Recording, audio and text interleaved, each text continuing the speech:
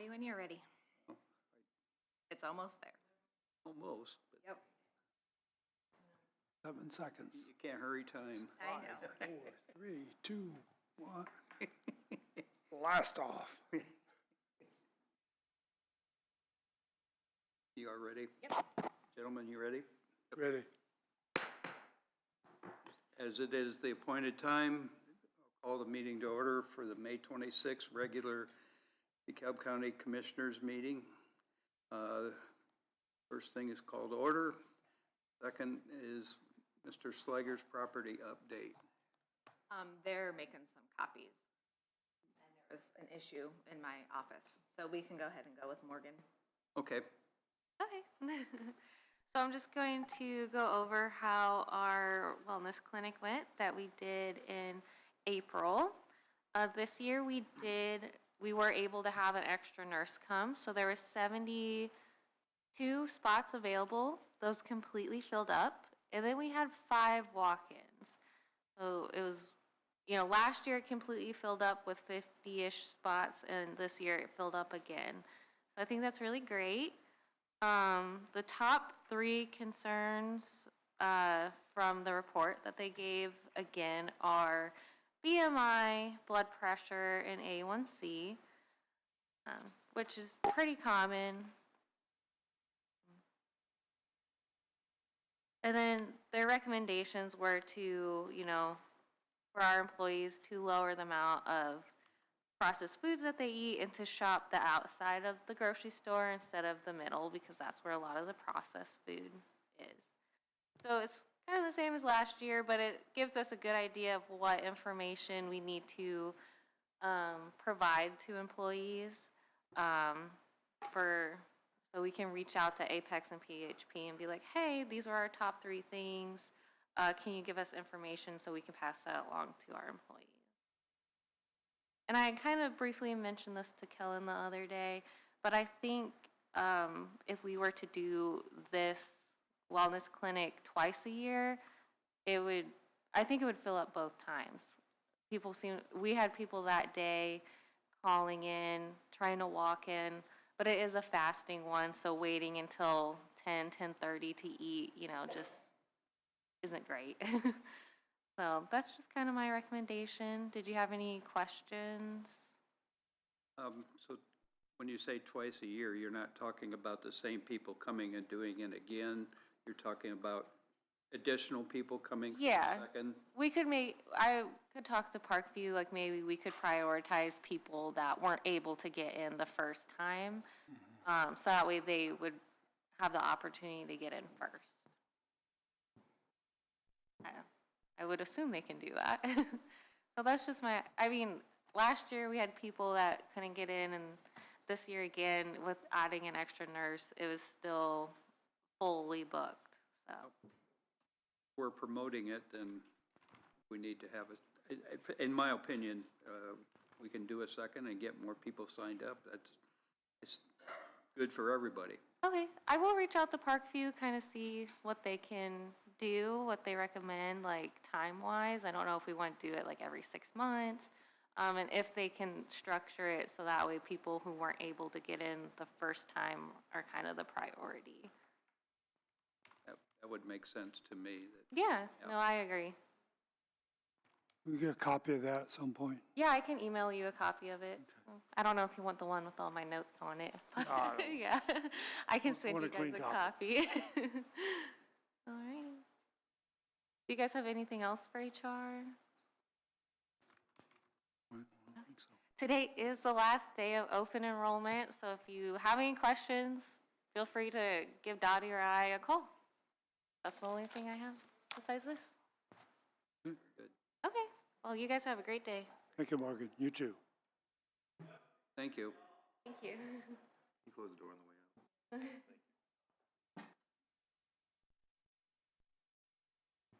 There they are. We're ready.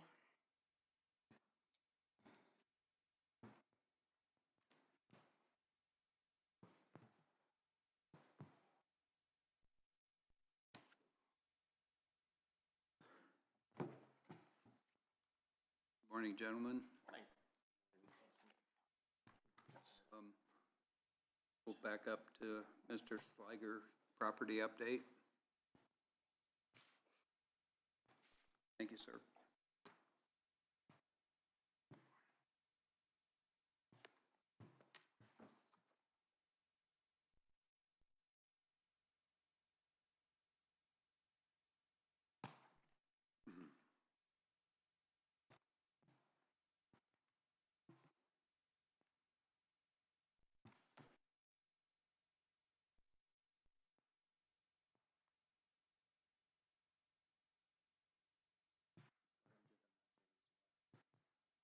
Are we on, Mr. Slinger?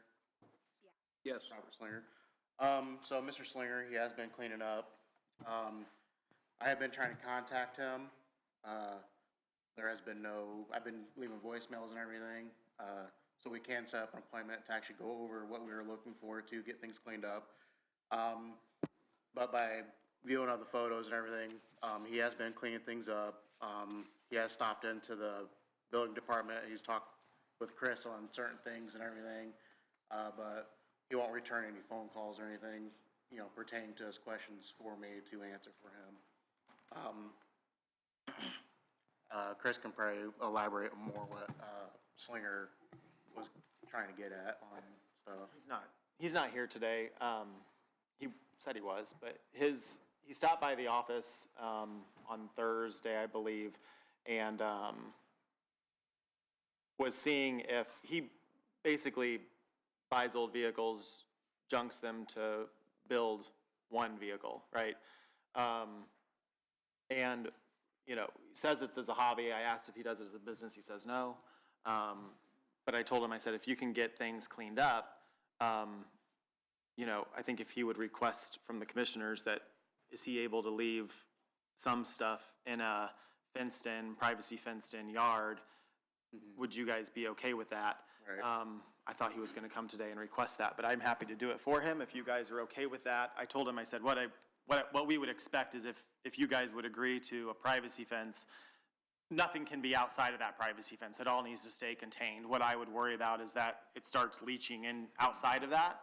But he says, that he understood that it got out of hand, has got it cleaned up as Cameron said. Yeah. And, was hoping to be able to store some things outside if he could put up a fence. I said I think that would be sufficient to me, as long as it's not in public view. Right. And the fence is nice. Yeah. I was just sitting here before you said that, having the same thought, actually. It's behind a privacy fence, and it's organized, Right. I get it. Guys like to buy old vehicles Yeah. and tinker with them, and Right. kind of me included at some points. Yeah. Well, in our, as long as it would stay below that and not get outside of that, I don't have a problem with it, and I don't think you guys would. I wouldn't either. I don't know. Okay. Yeah. But I think that's kind of what the ordinance says anyway, a little bit, is what's viewable from the road. Right. Because if it's in a barn or maybe behind a Yeah, fence, then in a it's not as barn. offensive to neighbors, was probably the thought when they drafted that ordinance. But, he's also, like, when is it good enough? That's kind of why I'm leaving voicemails and everything for him to respond back, so we can say, we're at a good enough spot where everything's cleaned up, it's not a mess anymore. But until then, I guess he can continue cleaning up till he returns my phone call, basically. I call him once a week, sometimes twice a week, just to be able to, get some kind of response out of him, but he just doesn't want to return phone calls or anything. So we can get on the property and actually adjust on what we need to see cleaned up. But according to your report, he is making progress. Yeah, he has made good progress on cleaning up and everything. So, but yes. It's not to the point yet where it's. No, it's not to the point, because you can obviously still see stuff from the roadside and everything. And just like I'm trying to answer his question, when is it good enough to be into more of a monitoring of the property instead of pursuing with a lawsuit, basically. But he won't return the phone call. So I need a phone call returned back to me, so we can get back out there to walk with him and talk with him and stuff like that. All I get was, an answer phone call from, such an employee, he says, and then that's it. So that's how far it goes. So it's not, I'm not talking directly to Mr. Slinger. It's, employees supposedly, so. What if he was to send him a letter and say, you know, you really need to answer these phone calls, or it's. Yeah, I could do that too. I could, we can figure it out. You know, I just thought by just calling him once a week by the phone number he provided, you know what I mean? Because he provided a phone number everybody thought was good enough that is actually a direct line to him, but every time, like I said, when it answers, it says, yeah, I'm Mr. Slinger's employee. So, that's not very a direct line to Mr. Slinger, so. Yeah, we can somehow send a certified mail to him saying, hey, we need a phone call back and go from there. And I think you can go knock on his door. Yeah, we could do that too. We can go, yeah. Sorry, what'd you say, Chris? Go knock on his door. No. As long as you're not trespassing and looking at his property, Right, just go yeah, knock on the just- door, and if he right. answers, then set up a time to go. And as far as we know out in the public, there's nobody, he's not here and nobody No, I don't see him. Okay. Are there regulations on like how high the fence has to be, or In our zoning ordinance, I think it's how high either the 6 stuff or 8 can feet. be above the fence? I don't know how, I think as long as it wouldn't be visible. Shouldn't be an issue. Probably 6 Just foot making would it clear. Right. Yeah. take care of most vehicles. Yeah.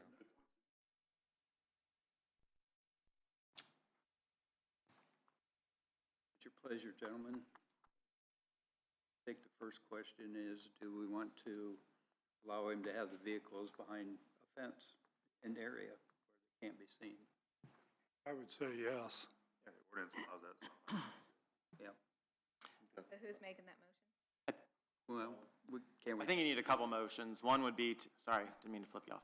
One would be to either extend the 30 days that you gave him from whenever that last meeting was, April 27th. April 27th. So give him another 30 days to finish cleaning up, and then if you're okay with the privacy fence, then we can talk to him about how that can get done, and hopefully by next meeting, he's in the clear and good to go.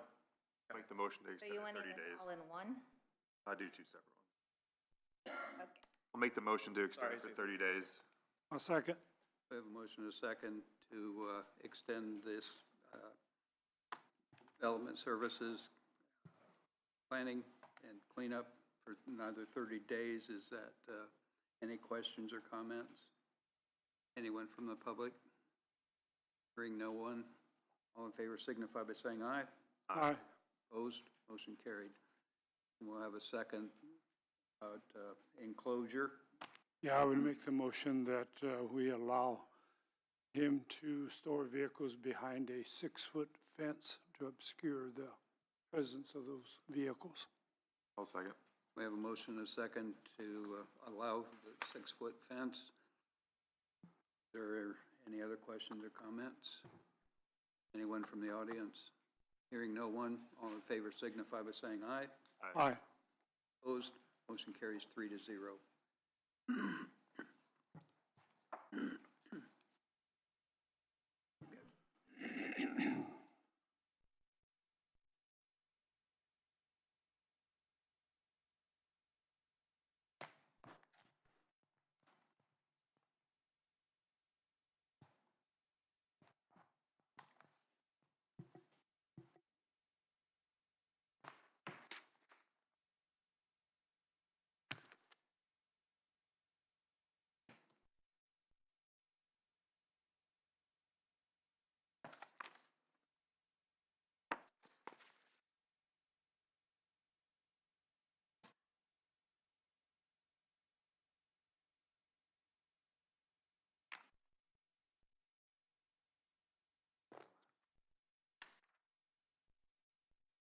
So we're on the Johnny Mason, Lita Mason, John Mason, and Colton Mason property in Corona.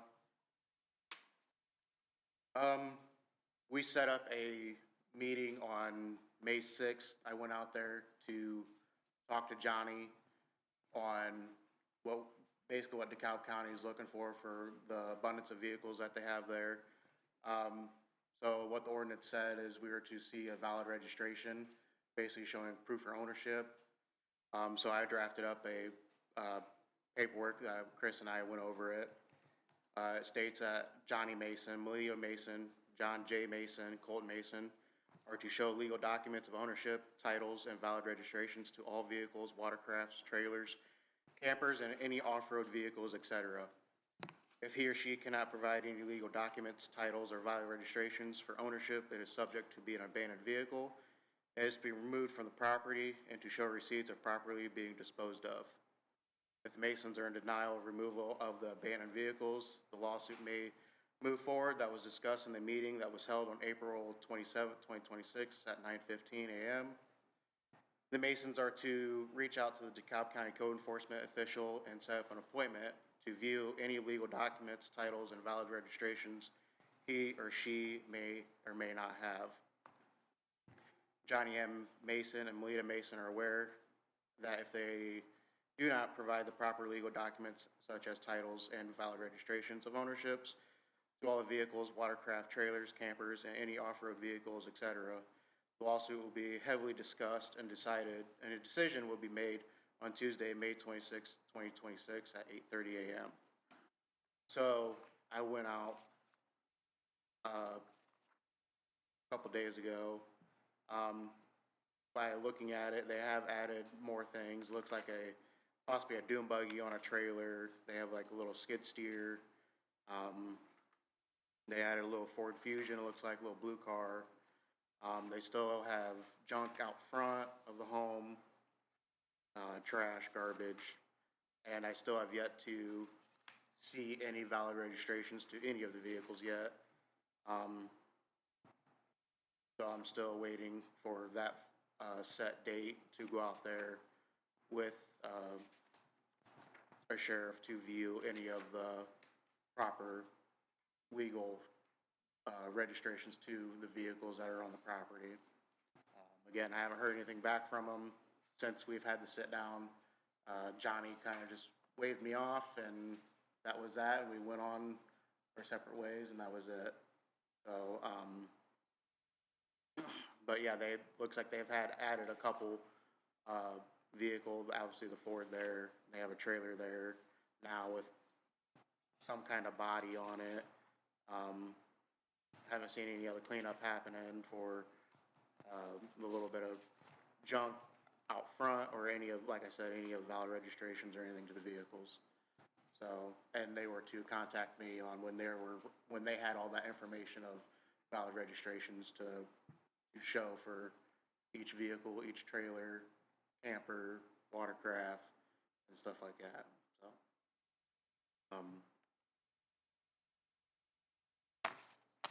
Mr. Mason, would you?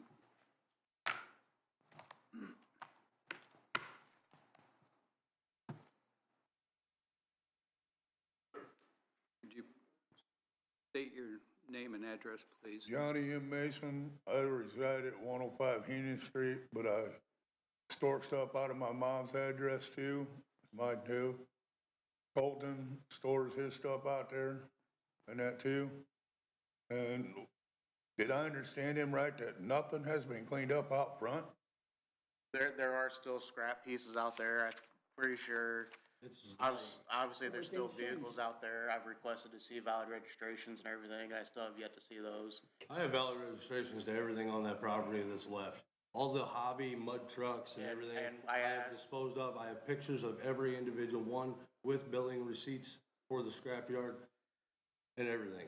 Okay, and the buggy you're talking about is no longer there. I borrowed a mini Bobcat from a buddy of mine so that I could clean up the property. That's the only reason it's still there, but it's also farm equipment, so. That's fine. I mean, I don't know why We're you're still- saying something we are about still that. searching The for car valid that's sitting out registrations front to the vehicle. belongs to somebody else. They were notified to pick it up on a trailer because there's no front window in it. So that car is getting ready to get a private tow out of there because I'm not dealing with it. And everything else, mud truck wise and all that stuff that was there because I lost my house when I got incarcerated. So therefore, all my property that was left at my house, My father and my friends moved to my grandmother's so that I had it to clean up and do with what I wanted to when I was released, which is what I've done. So therefore, everything that was there is gone. And what is there that's left is enclosed in a privacy fence. And there's nothing that is not. But we're still trying to search, even for the stuff that's sitting out front, we're still trying to get a valid registration. The stuff that is still out haven't- front, you I still can haven't pull a approved it. registration out of every one of them glove boxes. We and still I can haven't hand seen you it. You didn't show me nothing. All you showed me was titles. Anybody can flash a set of titles. I can hand you titles with my name on them. We're but still, that we doesn't need mean a nothing. valid registration according to the DeKalb County. Okay, it's a ordinance, and valid I did read it, registration, but it does and I not read say it that to I Mr. have to Johnny have it here. legalized We read unless it I to am Mr. operating Johnny it that on we a need a county. valid Time out, registration. time out, time out, Excuse me. time out. Yep. Let's one person speak at a time so we can all understand what's going on, not a back and forth here. It's fine. An argument doesn't do any good. Yeah. So, sir, continue, please. Okay, so I can give you valid registrations to the 3 vehicles that are sitting in the front yard of the property other than the car because it does not belong to me. It belongs to somebody else, which, like I said, it will have a private tow by the end of this week. That way I can arrange it with the guy that does them for me. Now, the 3 vehicles out front, one's my grandmother's, it needs a power steering pump. So therefore, it hasn't been legalized because I have not had time to put one on. Like I said, I just got out of incarceration. So I've been gone for a minute. That will be getting around to being able to be movable and be registered back to the road. My aunt's truck that I have kept since she has passed away, yes, it is legal, but it needs brake work. Once again, been gone, so I haven't had time to do it. And then I have a monster truck that I build for truck shows and stuff. It's a big old Duramax. It's sitting on 44s. Police don't like it when I drive it a whole lot unless I'm going to the car show. So it sits 90% of the time. So, but it is legal. It does have insurance. It's still on a bank loan. So I can provide that. I have not plated it in the last couple of years because like I said, been gone. So, but all my hobby mud trucks that I have built, my dad's built, we have disposed of because I'm being told that I have to have a bill of sale. But by Indiana state law, the BMV states that anything that was purchased before 1/1/2010, I didn't have to have a bill of sale or registration or anything for it. Once again, like I tried to explain to him, these trucks are shells of a body of a truck that was provided from a dealership a long time ago. I skin the bodies. Everything underneath of them is a tube chassis, just like a race car. I build them the same way as you do a race car. So therefore, you can't get a title or a VIN number or anything for them unless you go through the steps and put all the electrical wiring, turn signals, stopping lights, and I run a hydraulic steering. That's not legalized for the road. The BMV won't even piss. So I've been to the 2 BMVs. I've been here to Auburn. I've been to Kendallville, where I used to reside. Neither one of them will do anything with a off-road vehicle. And the only place that does is off-road parts, is where you get your ORV stickers, most generally, because you got the Badlands, you got Roush and Bundy Hill. You get ORV stickers there, you gotta have flags and stuff like that. We don't do that with these trucks. These trucks literally are loaded on the trailer on our property and unloaded off the trailer onto the property that we are racing. Other than that, you can't drive these trucks 3 miles down the road and stay on your own side of the road. They are made to go 3 seconds and 200 foot. So therefore, these trucks shouldn't have even been an option to have a stipulation on a registration or a bill of sale or anything. I've had these trucks longer than he's had this job, most of them. So, and we've done it since '93. When I was just a boy, I mean, we've been doing it since. Commissioners, can I interrupt a second? So what your ordinance says is for abandoned vehicles is that the Indiana code, it cites the Indiana code as any motor vehicle that is at least 3 model years old, does not have a valid registration, is mechanically inoperable, and is left on private property continuously in a location visible from public property for more than 20 days. Does not include farm equipment, farm implements, machinery, parts for agricultural operations. So title does not matter. It's the registration of the vehicle. So, he's mentioning titles, but it's not, we don't care about the titles. Okay, We care about them being registered. And like I said, your ordinance is about them being abandoned. So I think if you're okay with him having mud buggies or race cars, whatever they are, and if they don't have a registration, you would need to approve that for him to have those on this property. And then how many do you see is okay to have on the property? If they'd put a privacy fence up and they're behind a privacy fence, wouldn't have a problem with it as long as they're not stacked on top of each other. But so I think, you know, well, I've not been out on the property with him, but, you know, the pictures are taken from the public from- right-of-way yeah, that it's was, from- hold on, that was taken on, These were taken on Wednesday of last week. So, if anything's been done since Wednesday, then he doesn't know about that and can go back out and take a look. Right. So I think you just need to make that decision. If you're okay with him having those type of vehicles, then I can steer clear of that. because, I'm just saying, these mud trucks ain't no different than somebody having 3, 4 race cars sitting in their yard or in their driveway. Like literally, they're tube chassis with a truck body skin. So literally, it's like the skins of the fender, they're pinned on, just like a race car. The doors, yes, I have them open and they do latch, and that's for our safety. That's the only part of the body of the vehicle that I keep, is the latching piece for the door. I run 5-point harnesses, just like a race car. I run, neutral safety switches, all that stuff. And there's no dashboards in these things. It's literally gauges mounted to roll bars. That's not even there. Let's go out there. We're not. Also, He said these was all This was taken just the last other day. Wednesday. Yeah, okay, so this was And the you know frame more in the about front that. yard with the Bobcat sitting, that was on its way to the scrapyard. which picture is that? Just hold it This is up. the very first one, where the Bobcat's sitting beside the little black car, there's a frame on the trailer with my flatbed. That's Okay, gone. that's gone. Okay, That's gone now. I got proof of it and everything, I got pictures all over fine. my I trust phone, you. everything I've hauled in. The little blue car, which is the one right here. Yeah. That is the one that's gonna end up with a private tow out. okay, Because I have notified her 5 times now. Okay. Since I have pulled it out front for her Fine. to access it. Because the key is in the ignition. perfect. That isn't here. Yep, that's gone. Which one was gone? Hold on. That's the one on the frame that's sitting. Okay, outside. that's the thing on the frame. Okay, This little car, the plates just ran out. I have it up for sale. It belongs to my girlfriend. okay, So we decided not to register it right now until we sell it, and I think we have a buyer for it, so. Okay. But it does run and drive. She has title to it, and it just expired on make note of 5/14. that one. Okay, So, the black truck here, that is the one that needs brake work. it It is, runs and drives. and it's registered. It is registered. Okay. It just has not been registered recently. Like, the tags are expired. on it. Current. We need a valid registration, is what the ordinance says. Okay? Okay, what was that one? It was, A black truck? Extended cab Chevy. and Chevy. it's there, I'm making notes. It was my aunt's truck. She passed away. Registered or not registered? Not registered. Okay?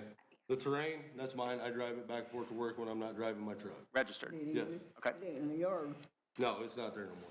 It's at the old lady's house. That is the big truck, as you can see.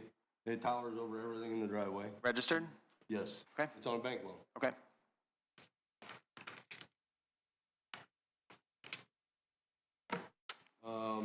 The lawnmower, I just haven't pulled it out, blowed tires up and started it.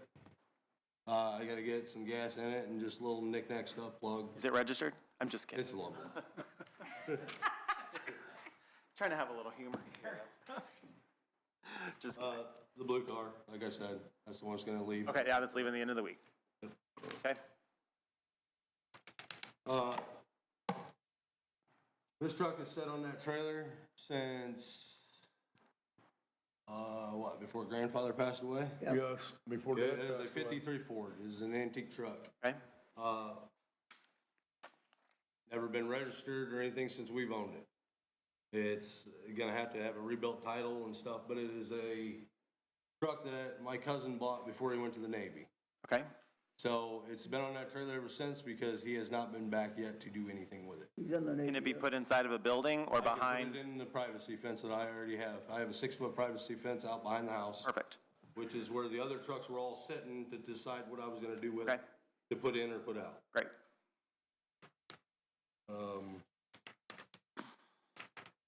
Field, that's car again. Big truck. I think I'm back to square one Yep. here. Okay. Back to square one. So, everything that you got in these pictures that, like I said, the trailer with the truck on it, that's gone. I had a little green truck that set out back, it had Shameless down the door, that's gone. I stripped it and, Can you bring those registrations to our office? You need a copy of them. yeah. Well, it won't be today, I can do it That's fine. hopefully by the end of the week. I took today off of work to make sure I was here for this. That's gone. That's it gone. says. What about the skid steer? The skid steer's out in the field. My question is, Okay. all our mud trucks, we had to get rid of because he said we had to. Yeah, I didn't say to get rid of anything. $40,000 worth of Whoever shit. We were previous. told to get rid of everything that did not have title to it. Or provide a bill of sales. Sale or nothing. Well, I couldn't provide bill of sales to something that we've owned since before 2010. So I was like, screw it. You can have those. Pulled the motors and stuff, the race motors out, and I took the Bobcat and I shoved them on a trailer and I hauled them in. Because I wasn't dealing with more knick-knack here, there, can't have this, can't have that, gotta provide this and that I couldn't provide that for. Because like I said, it's like going to somebody's house with a race car and telling them, hey, you gotta provide a bill of sale to that when we build them from the ground. That's like the neighbor guy straight across from my mom's house. He has a race car. And I know he had to see it, because the set's right out front there. And we couldn't get. Whose is the big SUV behind your mom's or behind your car that you're driving? That's the Suburban that just needs power steering. Suburban needs power steering. But he don't But it's talk. registered too. Yes. Okay. Okay. We're down to one, maybe two trucks that we kept playing the mud with. And I tried to ask him if he ever heard of the mud trucks, and the only thing he kept saying is, not my cup of tea. Not my thing. But And it's my thing is I had, Just a second, who is he? the gentleman right there. Okay. so Not my my thing thing. is I had multiple trucks because I run multiple classes. So like, we'd run a stock modified, we'd run a nitrous class, and, modified stock, like the classes And then vary they got on the size what they tires. call, what they call an outlaw class. You can run any size tire, any size motor you wanna run. Right. So I had multiple trucks built for each class, and that's why there were so many. So now I'm down to, well, I don't even have one no more. We have one Yeah, left. we have one truck left now, And that's- because he hauled them all off Yeah. over the weekend. I've gotten rid of probably $70,000 worth of You trucks. probably got rid of $40,000 worth of Just Motors and equipment. trannies and parts, yeah. I'm sorry. Sir, what did you say? Just parts and that, we probably got rid of over $40,000 worth of stuff for peanuts. Yeah. Now, we had them all sitting out there where we knew where they were. It didn't help that I made a mess of things when I got in trouble and I lost my house and there was really nowhere to put the stuff. So I just had people helping move it and they And just they kind never- of put it everywhere. They never stacked to where I told them, they just come in and threw it off wherever. So It's like, it's kind of my fault, all Wow. that. But I mean, I was the one out there night and day trying to get everything straightened out. I couldn't go out, because I had 3 grandkids I was watching during the day, and they're all 1 to 3 years old, and they don't listen worth a crap. So I was one person doing it. Because Granny don't move around a whole lot to be able to do a whole lot. Well, so moving forward, would, gentlemen, questions, comments? Well, I think there's progress being made. I think the privacy fences, they're again another option for the unregistered vehicles. I think they have that. I didn't know if you caught that. I think they already have a fence. Yeah, we already have. I just to make sure you got that. We already have one, but is there an option to add 2 hours if we gotta make it bigger to get all the Not stuff in really there? seeing this fence in the pictures, though, that, It's on the everything. back side. It's on the back side of the house. okay. What?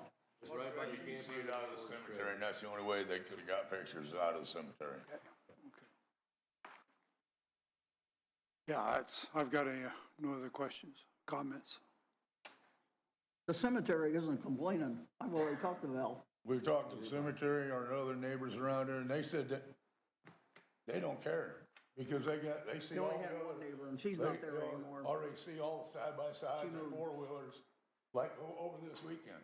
I bet you I counted 34-wheelers and side-by-sides go by our house, no plates or nothing on them.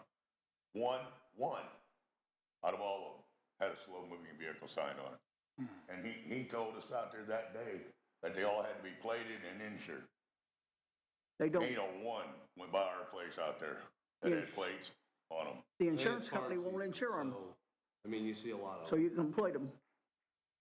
I've even seen them run around here in Auburn, outside of Auburn and that running. I've seen them come into town and drive out on the south end of I town. think they're registered at DNR, aren't they?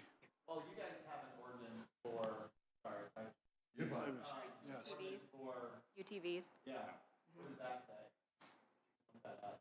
I'm just curious if those, I guess, From what I understood, even in Noble County, when I lived over there, you had to have, either a license plate on them or a slow-moving sign for farm use. That's how Noble County was when I was over there. There ain't nothing on any of them that go through there.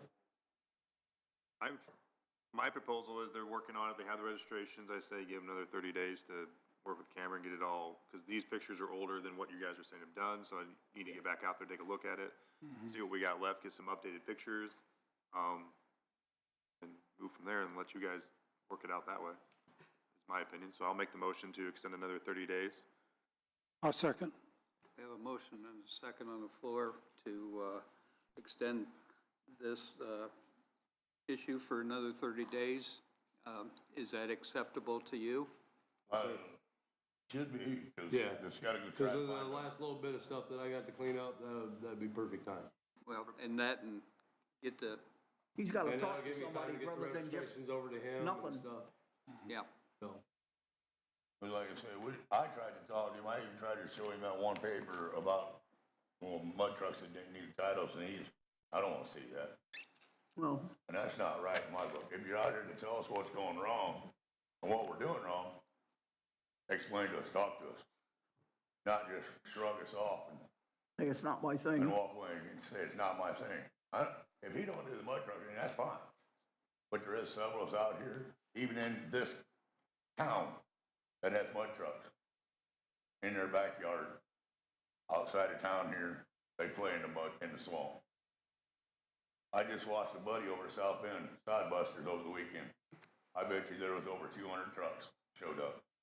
We watched 3 of them roll, buddies. Well, build a new one.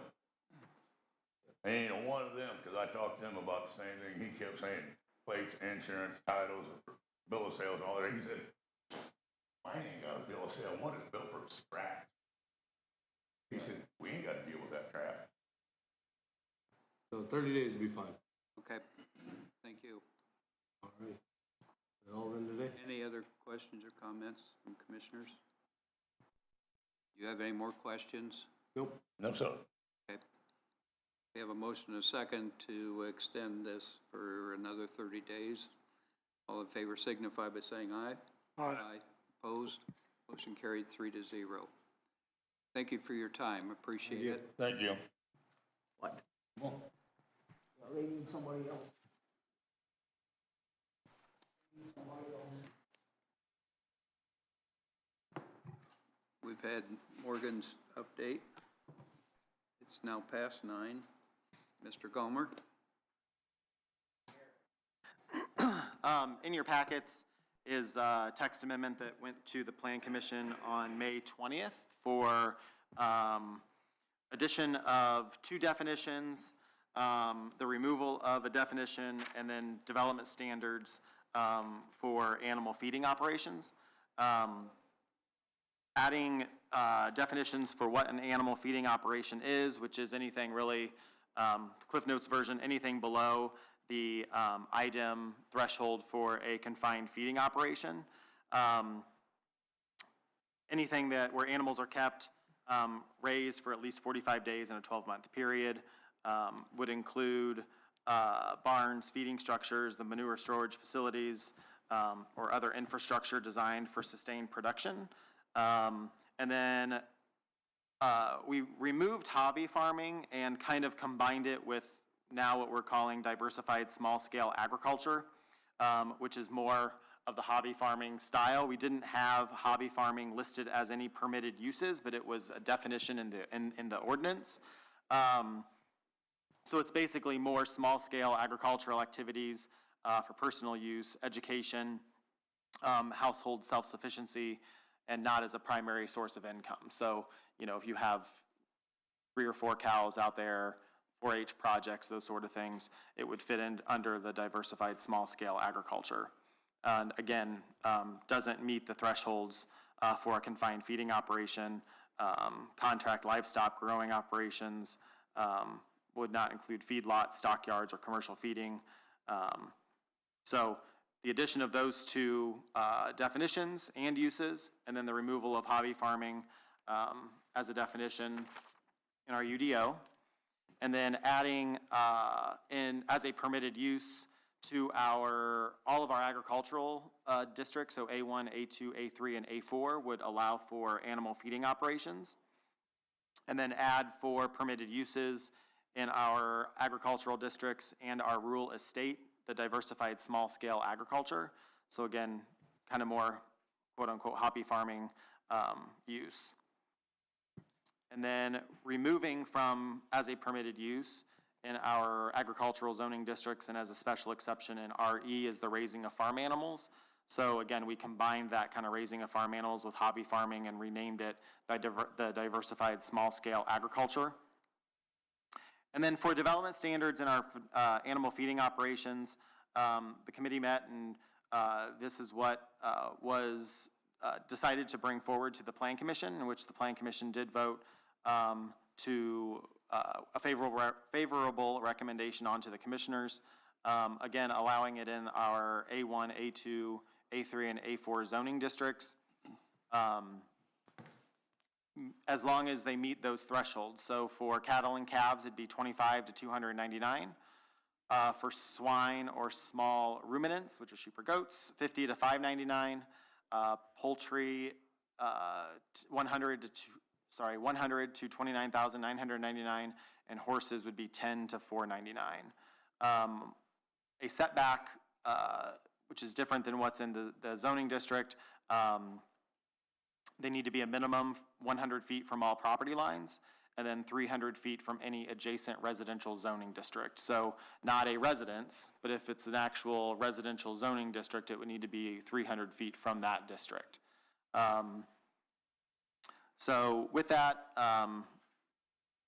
the Plan Commission did vote to send a favorable recommendation for those proposed changes.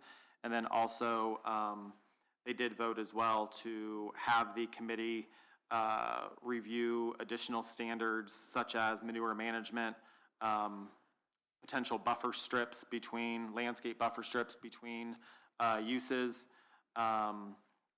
the adjacency or 2 of these being on separate parcels but under the same ownership, and then potentially the average building size. So they're going to be looking at some more things in the coming months, but this is, as someone say, I think at the Plan Commission, a good start for this use. So be happy to take any questions you guys have, but that's what the Plan Commission gave as a recommendation. Gentlemen, you've heard the recommendation, questions or comments? Just one question, 300 feet from a residential zoning? What does that, explain that exactly? Is that the house in that zoning, or is that from the zoning boundary? It would be from the zoning boundary. Well, the house could, probably is going to be further away then. Well, the zoning, so Is that right? I'm trying to think of so San Giovanni Estates, for instance, that development by Westrick LLC, can't think of the home builder right now, Custom Vintage Homes, anyway. It would have to be 300 feet from that entire property, because the entire property is zoned, I believe, rural estate, which is a residential zoning district. So it would have to be a minimum 300 feet from that district boundary. The boundary, yeah. Correct. The house is gonna be more than that. Yes, sorry, I thought, I was understanding the opposite. Yeah. Yes, the house will be more than that. Thank you. My apologies. That's okay. Just confused. This time, just one, Yeah. this is the last chance, so. Gotcha. Commissioner Dooley, any comments? I would entertain a motion. I'll make the motion, we accept, resolution 2026 R-R-5 UDO text amendment. I'll second. We have a motion and a second to this. Any other comments or questions from commissioners? Anyone in the public wish to speak? Hearing none.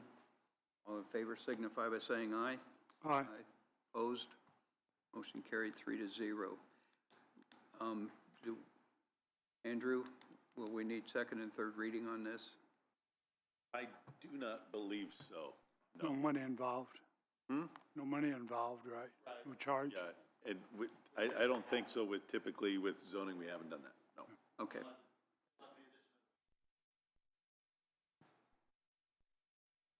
Oh, just making sure. Okay.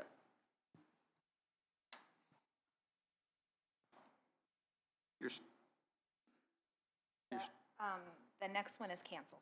Oh, the next one's canceled? Yes. Yeah, sorry. Did not let Susan know that. They withdrew their application, so.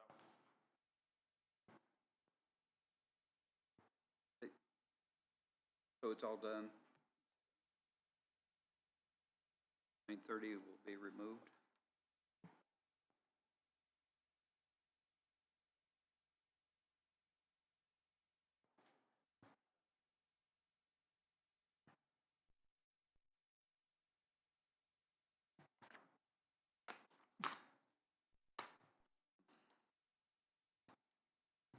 Several items that we can take care of, I believe, since we don't have 9:30.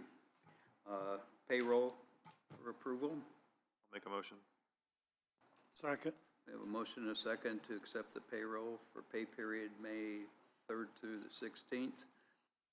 Any other discussion or questions? Hearing none. All in favor signify by saying aye. Aye. Opposed? Motion carried 3-0. We have the claims for approval. Make a motion to approve claims. I'll second. We have a motion and a second to approve the claims as presented. Are there any other questions or comments? Hearing none. All in favor signify by saying aye. Aye. Motion carried 3-0. We have the minutes for approval. Motion to approve minutes. I'll second. We have a motion and a second to accept the minutes for approval as presented. Any other questions or comments? Hearing none, all in favor signify by saying aye. Aye. Aye. Opposed? Motion carried 3-0.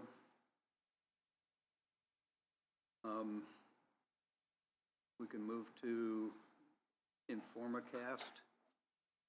Is that okay?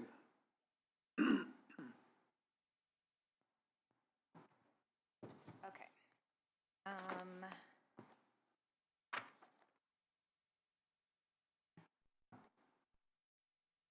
Okay, the InformaCast, also the network solutions is what BESA was in and discussed, I believe, last meeting. And he has this is the updated document, and he has and has approval for both this and the next one from the council. So he is wanting to see if you will approve him to move forward with the InformaCast. That's the system where we can send out a mass group of messages, talk between buildings, things like that. For the recommendation, I'll make the motion to accept. Second. we have a motion and a second to accept the contract from InformaCast. I've reviewed it, and I asked BASA to clarify jurisdiction and choice of law terms, and they came back with very positive. It ended up being Indiana as the choice of law for sure, and then the jurisdiction.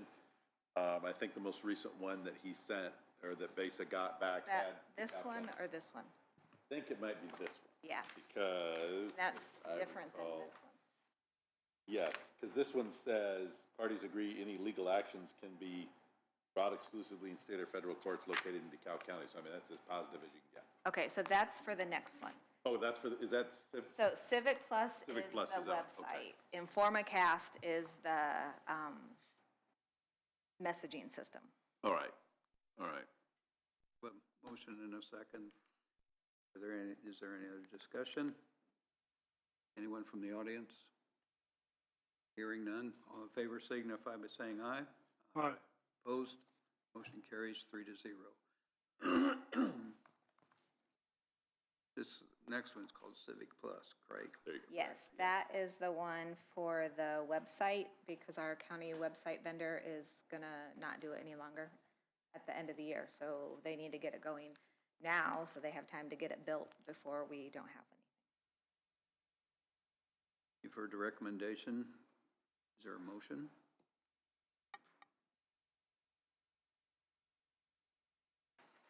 I'll make a motion.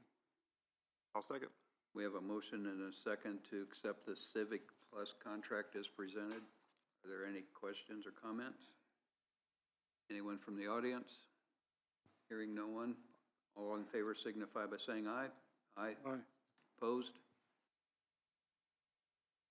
Is that a, yeah, you, No, I'm for, sorry. oh, I. clarification. For a second. Yep. Vote was 3-0. Motion passes.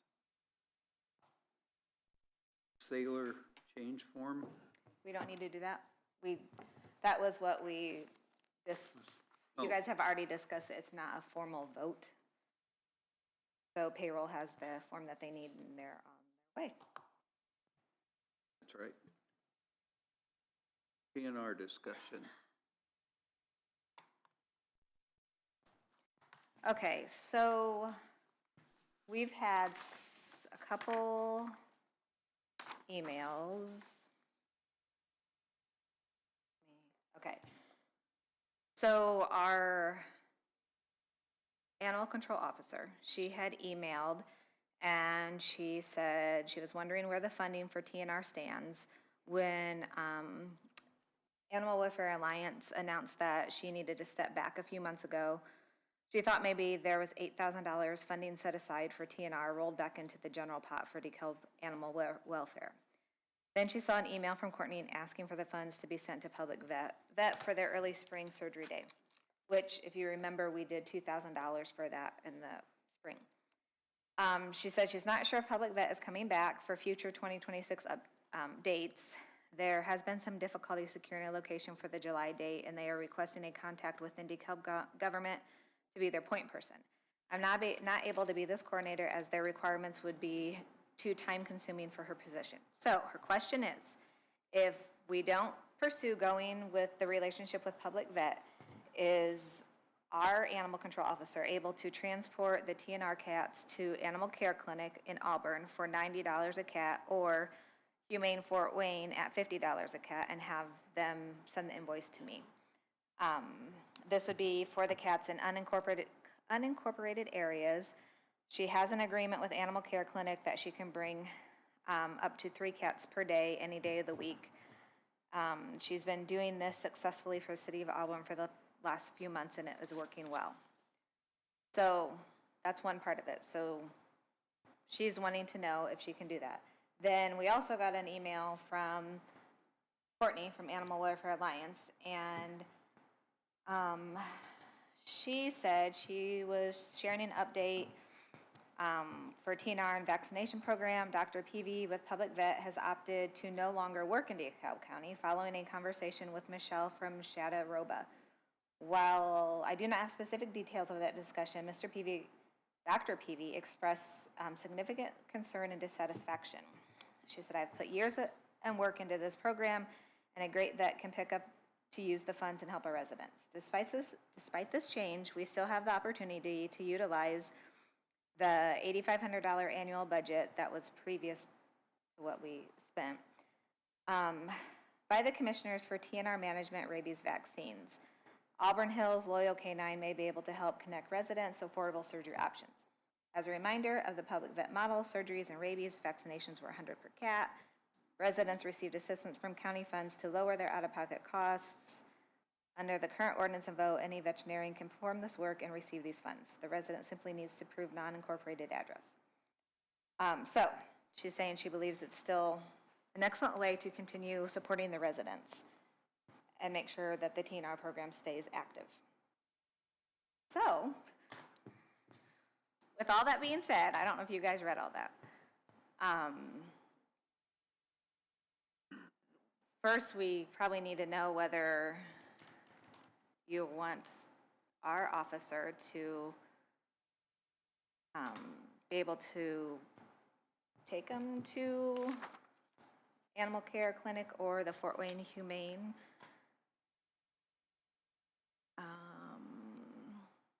We currently, out of the original $8,000 of TNR money, we currently have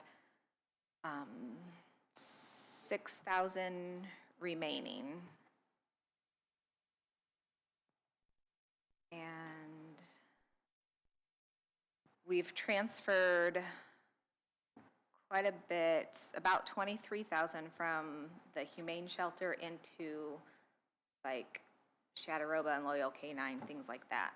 And it looks like Shadaroba will probably need another transfer yet this year, if not more than one. So that's where the funding is right now. It seems like our animal control officer is doing a really bang-up job. It seems like you would think that it'd be one or two dogs or cats or, a dozen or whatever, but he seems to have these residents that have 40 dogs that have been mistreated. And 40 dogs is an awful lot for any place. Any one place cannot handle that many, no matter which one of the ones we're dealing with.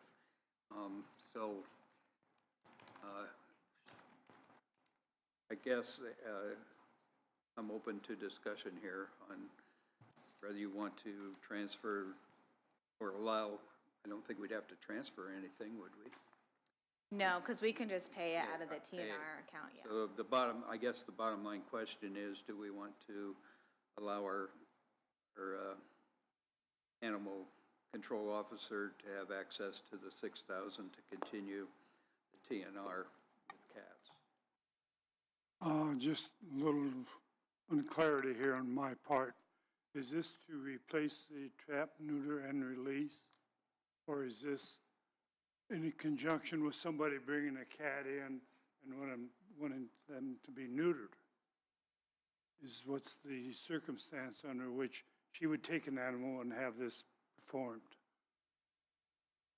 Or do we know? From my understanding, it would be kind of like what Courtney did. Trap, neuter, and release. Yeah. I don't know how she finds them. I'm not sure how she does that.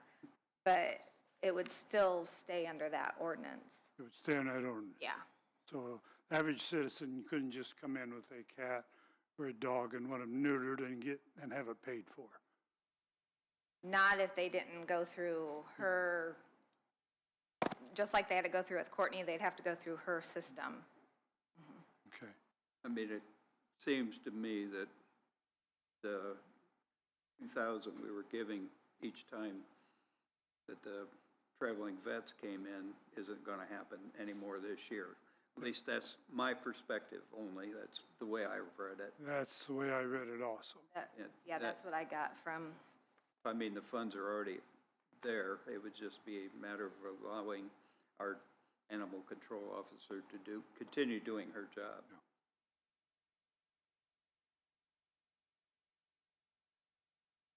Any other comments or questions?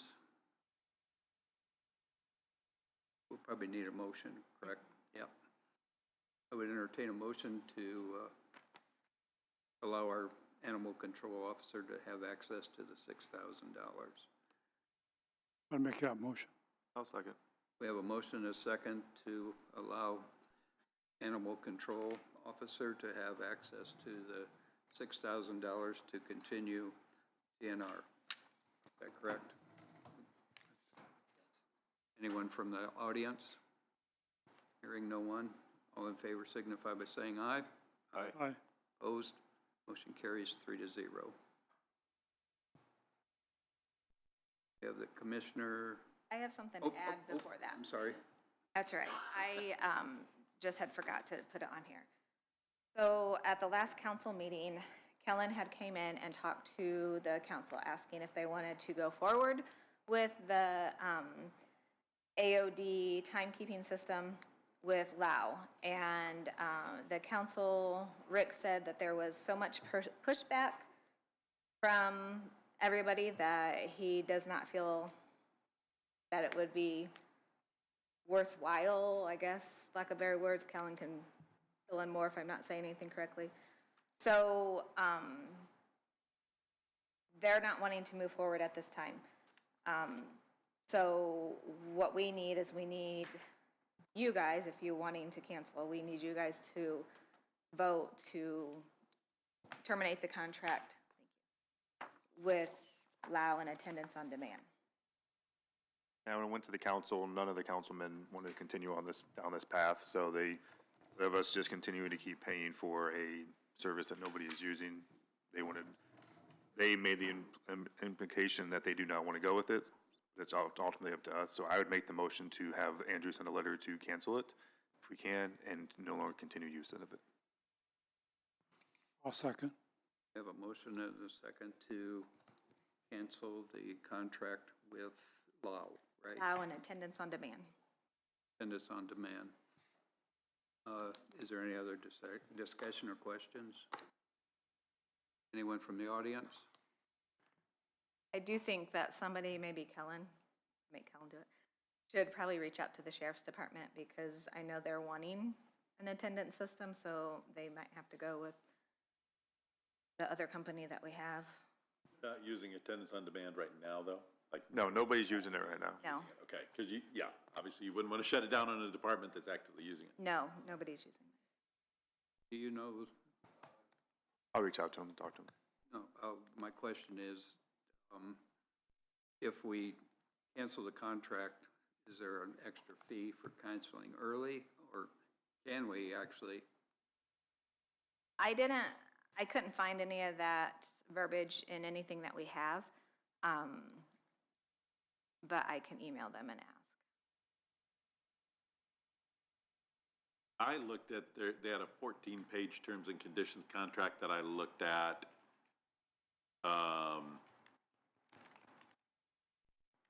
If they file suit against this, we'll have the case heard in Detroit, so that's kind of but that happens with a lot of these, larger contracts. You can't change that. It looks like to me that they didn't have any, I guess I didn't see anything in that contract that would require us to keep paying if we terminated it. I don't think, but if Susan could reach out and confirm that, that'd be good. We have a motion and a second to cancel the contract. Again, any other questions or comments? Hearing none, all in favor signify by saying aye. Aye. Opposed? Motion carried 3-0. Let Susan catch up here for a second. I was messaging Yeah. my contact at Lao. Yeah, I understand. Can we move with the commissioner budget? Yes, that's fine.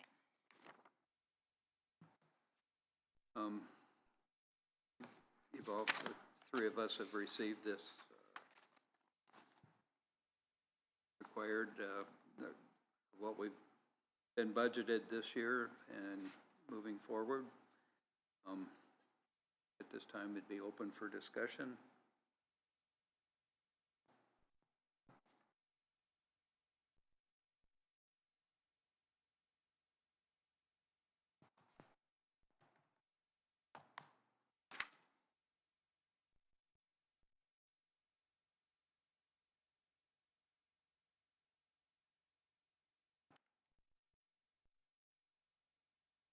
I'd suggest the longevity pay stay the same. I'll have to verify that that will cover it. I mean, that depends on how many years of service people have. So, yeah, I mean, I don't intend to change it unless for some reason we had to go up another level because of the years of service. How much of that have we used? Do you have that? We haven't used it this year. Let me look haven't? at, no, because it gets paid out on the first check of December. Oh, I know we didn't go over it last Yeah. time, so I can look at last year.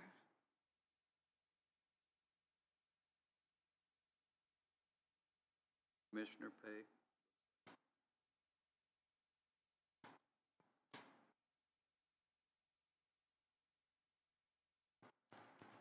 So, let me remind you, the council has requested that everything stay the same unless we have something we know of that's really gonna increase it, like, for instance, maybe our animal control officer might need some additional money in hers, things like that.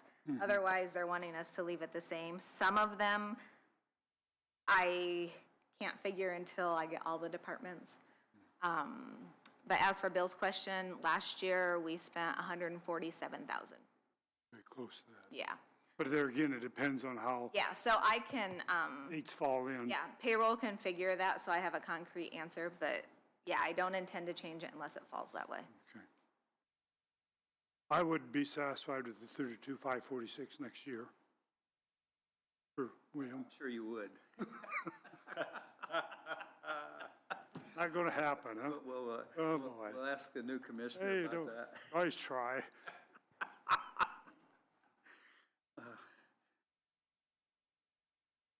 Lawyer fee? I didn't look at your budget since I'm not usually involved with budget stuff. But that is an interesting part of the budget for me, of course, but. All right. Okay, I mean, I'm willing to do that if that's what everybody's having to, you know, tighten the belt. Willing to do that.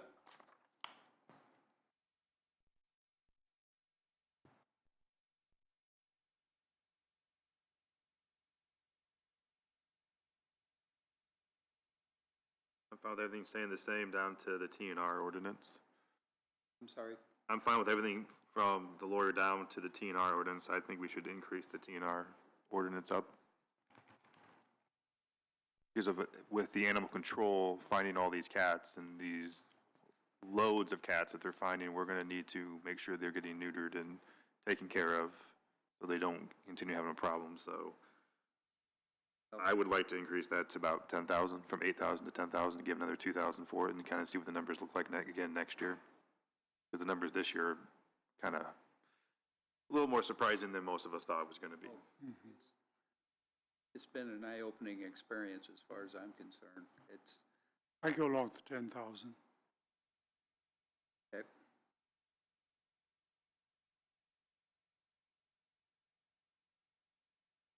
Sardoba, leave it at 5.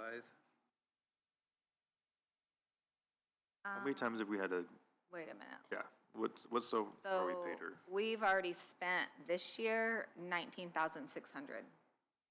Well, but, yeah. Is there, she's picked up slack from DeKalb Humane since we don't have a contract with DeKalb Humane Society. So, How much is animal control at Fort Wayne? They didn't want to do it. We've only paid them $155 because they took care of an emergency situation, but they didn't want to. Okay. But Loyal Canine is helping. We have claims that haven't been paid yet. We've got $10,000 appropriated for them. As of today, I've only had to pay 400, but I've got invoices that are Pending. pending, yeah.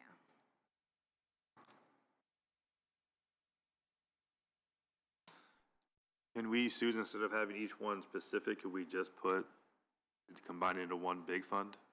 Instead of having it separated out, those two? That's up to you guys. I had separated it so we knew what was happening, but yeah, I'm fine with however you want to do it. What's your guys' thoughts on that? Instead of having, that way if we get other companies or other foundations that want to help, we don't have to worry about, it can just come out of that same fund. State Board of Accounts doesn't care so long as you leave it general enough and then they vote on the specific payment. I wouldn't put TNR in it because that's a No. specific ordinance, but the companies, we can, As they get animals, we can oh, I don't know. pay what it per you animal. But yeah. Well, in I never do say it right. Shadowraba, the reason we have them is for horses. I mean, that was the original intent.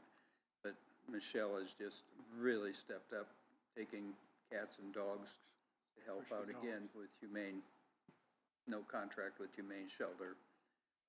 She just has done an outstanding job from what I can see. And she's very happy to do it. But, so I guess that's an Andrew question, if she's doing just horses or. I can create account, something to do with like Just animal control officer services, like, because they're performing a service for her. I can create an account like that and just put one value in it, no matter what kind of animal it is.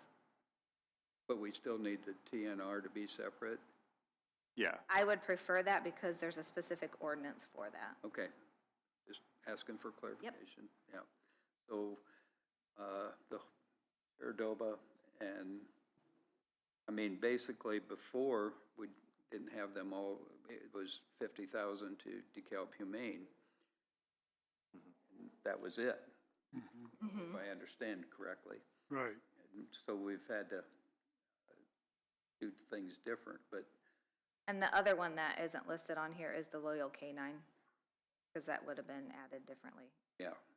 So basically, I personally, I think that'd be great to just combine them all into one number.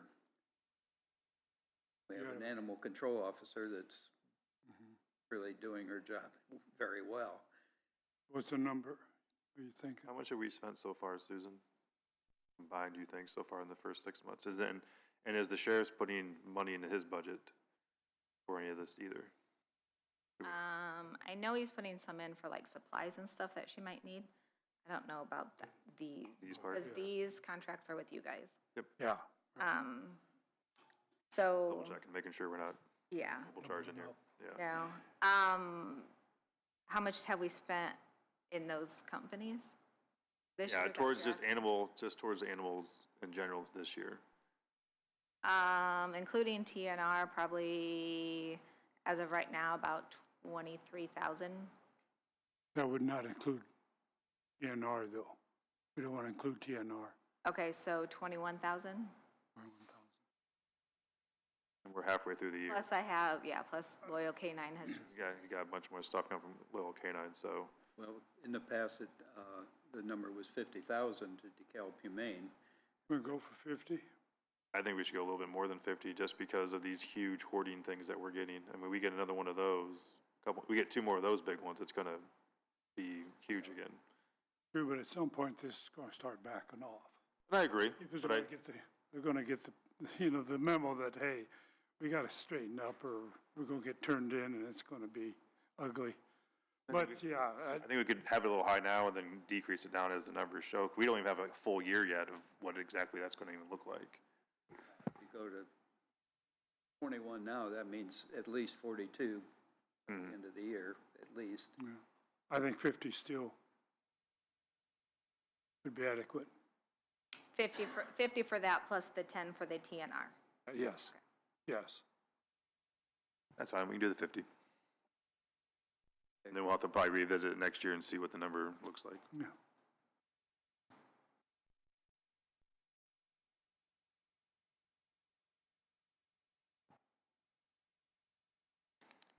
Well, and that was, Everything else, I pretty much, like legal fees, I will look to see what has been spent last year, to see if we're close to to the 20,000. The equipment rental, I have to pull those contracts. The dues, membership dues, I verify to see if that was, thank you, see if, how close we are in that.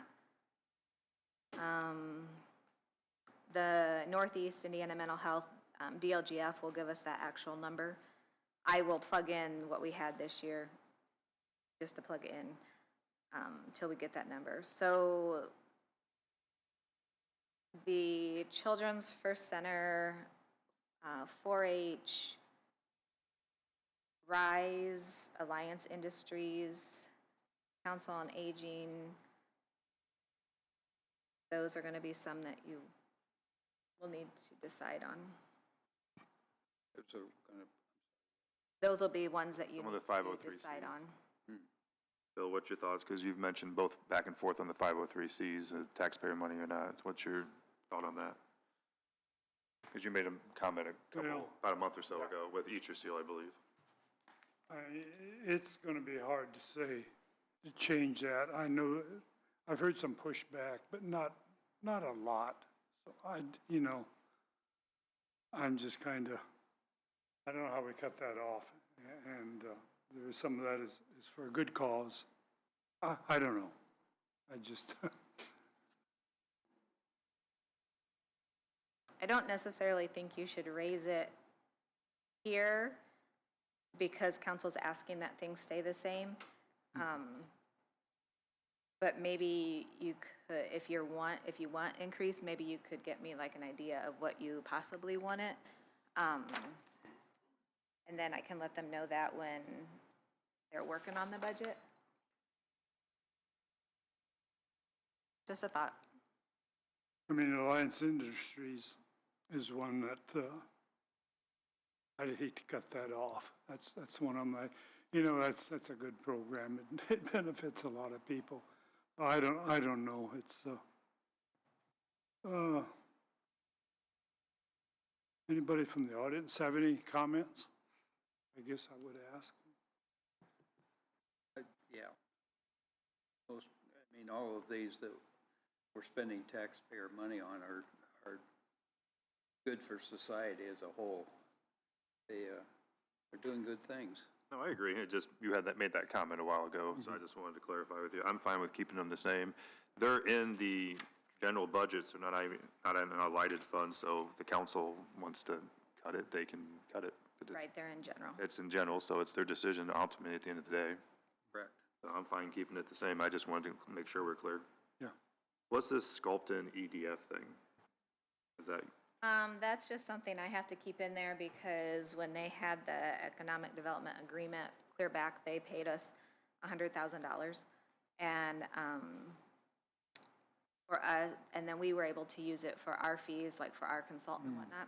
So we've used 71,000 of it so far, and then after so long, I'd have to relook at it. Or if the project completely ends, then we would have to pay them back that difference. So I have to keep it in there, so I have appropriation. That wasn't county money. That was Right. open money. okay. So, I assume we're doing nothing for Humane Shelter? That was my next question, was gonna be, Well, because we have it set up for 25,000 for this year. But you just put it in the, Yeah, so cancel that 25,000 off here. as for me, myself, that 25 would be part of the 50. okay. That's fine. That's my thought process, yeah.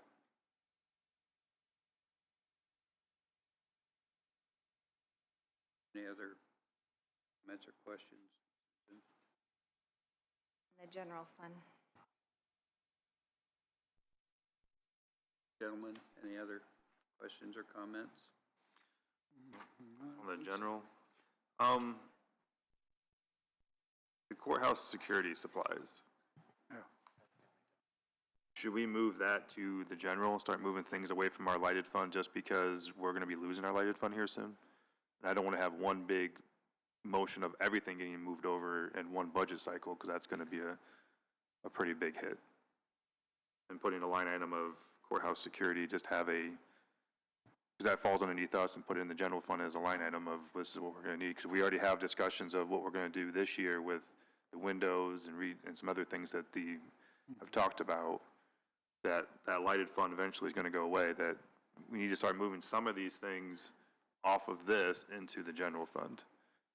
And my thought would be the courthouse security, make a line item for that, move the EMS payments, we know what that's gonna be. At least minimally those two.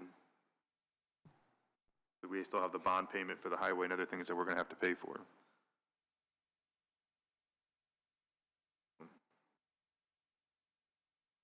Is that through 27? We're talking, of course, through 27, right? I believe so. It's always up for change, so who knows what I mean, at the end of the day, it can change again and be done in 2030, next session, we don't know yet. But as it stands for right now, from my understanding, yeah. So instead of having everything switch around next year and be a big push to them, that I think we should move some stuff over now and have the council start realizing that some of these costs that we've been paying for are gonna have to now come out of the general budget instead of just ours. But I don't wanna do all of it at once, so I wanna do some of it. They know this is coming. They know what the numbers are when it falls on them. I'm kind of disagreeing. I think we should keep this all under the lit budget. Our budget. I can't see moving it this soon, but that's my opinion. Are you talking about moving the 25,000 and the security supplies, 5,000, moving all 30,000, or just the 25? The 30,000 for the courthouse security into it, and then the EMS to have it set up for. Yeah, but I was asking, I mean, it's got it under two different account numbers. Combine those into one line item in the general as courthouse security. Okay, but not the supplies. Yeah, anything with courthouse, the 30,000 total. Yeah, it'd be anything with courthouse security, it would just be a line item, yeah. That's the question I'm asking. Yep. It's the 30,000. Yes. Well, we don't ask, we don't know, but, I mean, council knows these lighted funds are coming to an end, the same as everybody else. I would think it'd behoove of them to make this as a small increment of any of these changes that are coming. I think you need to start doing some things like that, because until we have a concrete answer from the state on what light is going to look like, we have to be able to have, almost 825,000 every year to pay the highway bond for however many years we have to do that, to know. 2032. Right, but I don't know, we don't know what the state's gonna do with lighted dollars if there is a bond attached to it. So I think it would be a good idea to start moving some things over to help in that aspect. Especially the EMS, because as they have the first responding lit that they're gonna have to start working through this year and next year, they're gonna need to start knowing how to split that up among all the different entities within the county too. And we already know that we're gonna be spending 325,000 next year, 350,000 in 28. So. Well, what does this do with our excess carryover? It's going to increase it, right? So that you can make bond payments and anything else that you keep in here. Well, we already got 2 million excess, is that correct? That was stated last meeting, No, that was the balance of that fund. the balance. Yeah. It wasn't extra. That was the balance of the It's fund. a balance. So what's our obligations the rest of the year out of that balance? Well, I don't know your plan. However, from what you guys budgeted for this year, there's 3.4 million that hasn't been spent. So if you spend everything that you have put in here for 26, Well, I guess my point is, and I'm gonna make this point real quick, is if we start turning some of these big numbers over to general, or to council, and we end up with a bigger surplus at the end, where do we spend that surplus? Where's that surplus go? That project, or what, where does it go? from what I understand, the lighted dollars are the commissioners to spend on if an emergency comes up and they decide they want to spend on that, or continue making the bond payments. I mean, the bond payments are going to be the number one. Yeah, absolutely. And we have That's until, there, it's there to make the bond payment, is that correct? We got the money in there to make the bond? right now, Yeah, but we don't have enough in there Whatever to you- make them to the end of the bond. but, yeah. Yeah, anyway, that's my point, I wanted to make.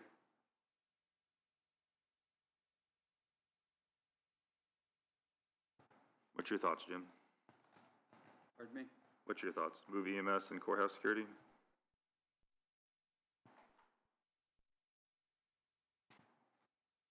that a motion? Well, the motion will have to be for the whole Yeah, that's. thing, but Right. so, Yeah, I stand corrected. and then keep everything else in there until we get some more information. We probably Bridge, don't need the roof, do we? bridge covered, bridge roof is done. That's what I was just gonna say. Yeah, I'm sorry, I didn't see that.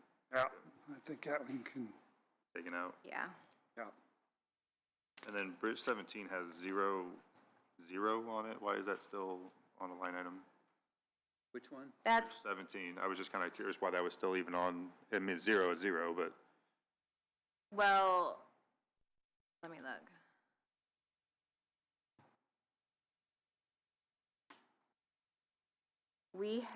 There was, let me think about this a minute. There was, CARES money, CARES Act money that was set aside, like 1.7 million for Bridge 17, and then we used all that money, and so Lighted was funding the rest of that. So that's why that was there, because we did spend from it, but we don't need it now. That, your guys' money is what ended up paying for it, because we had moved some expenditures around for the CARES money.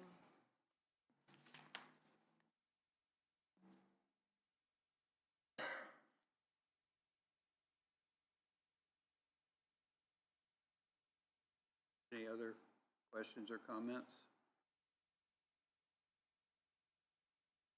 The number 31, fifth one down, we haven't used that one for a while. So that one Red probably Gross doesn't. Cup drain one? Yeah. Which one? The number 31, it's the fifth one down. Economic development, Yeah. yeah, we zeroed that out, I think, That was the a year Fred or two ago. Gross Cup, yeah. Yeah. Get rid of that one too out of there. Number 15 is no longer king. Yeah, it's, Yeah. what is it, Bice? Yeah. The 31, we just delete. Yeah. 31 gets deleted, 58 gets deleted, cover bridge, and then 36, Bridge 17 gets deleted? Yep.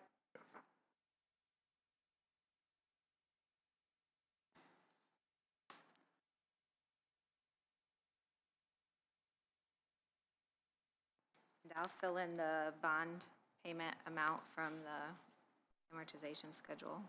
That goes to 2032 that we know of, right, Jim? 31, I believe. 31.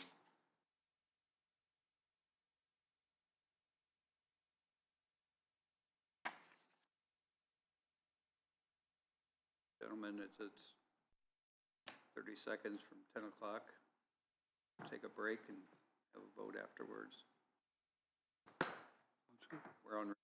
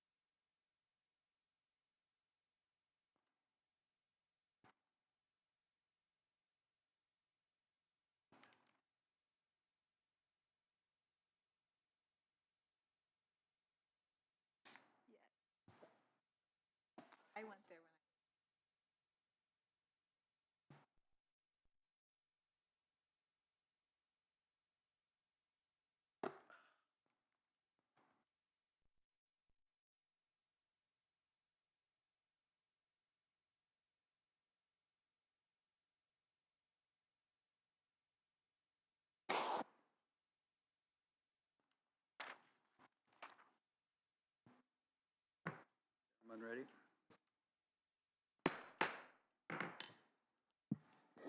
Meeting is back in order. We have an updated,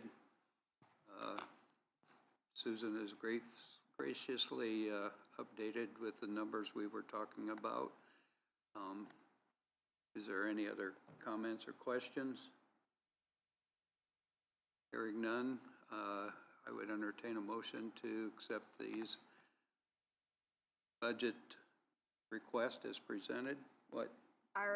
Okay, was there a decision on if any of these are going to county general? I was for, Bill was against. Yeah, I'm for it. Okay, so the EMS and the security ones? Yeah. Is, So 21,017, 31,017, 31,052.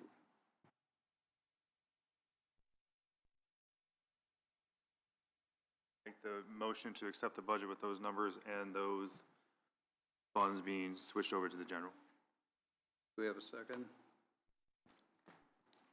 I will second it. Any other questions or comments from commissioners? Anyone in the public? Hearing none, all in favor signify by saying aye. Aye. Aye. Opposed? Aye. Motion passes 2-1. Thank you, gentlemen.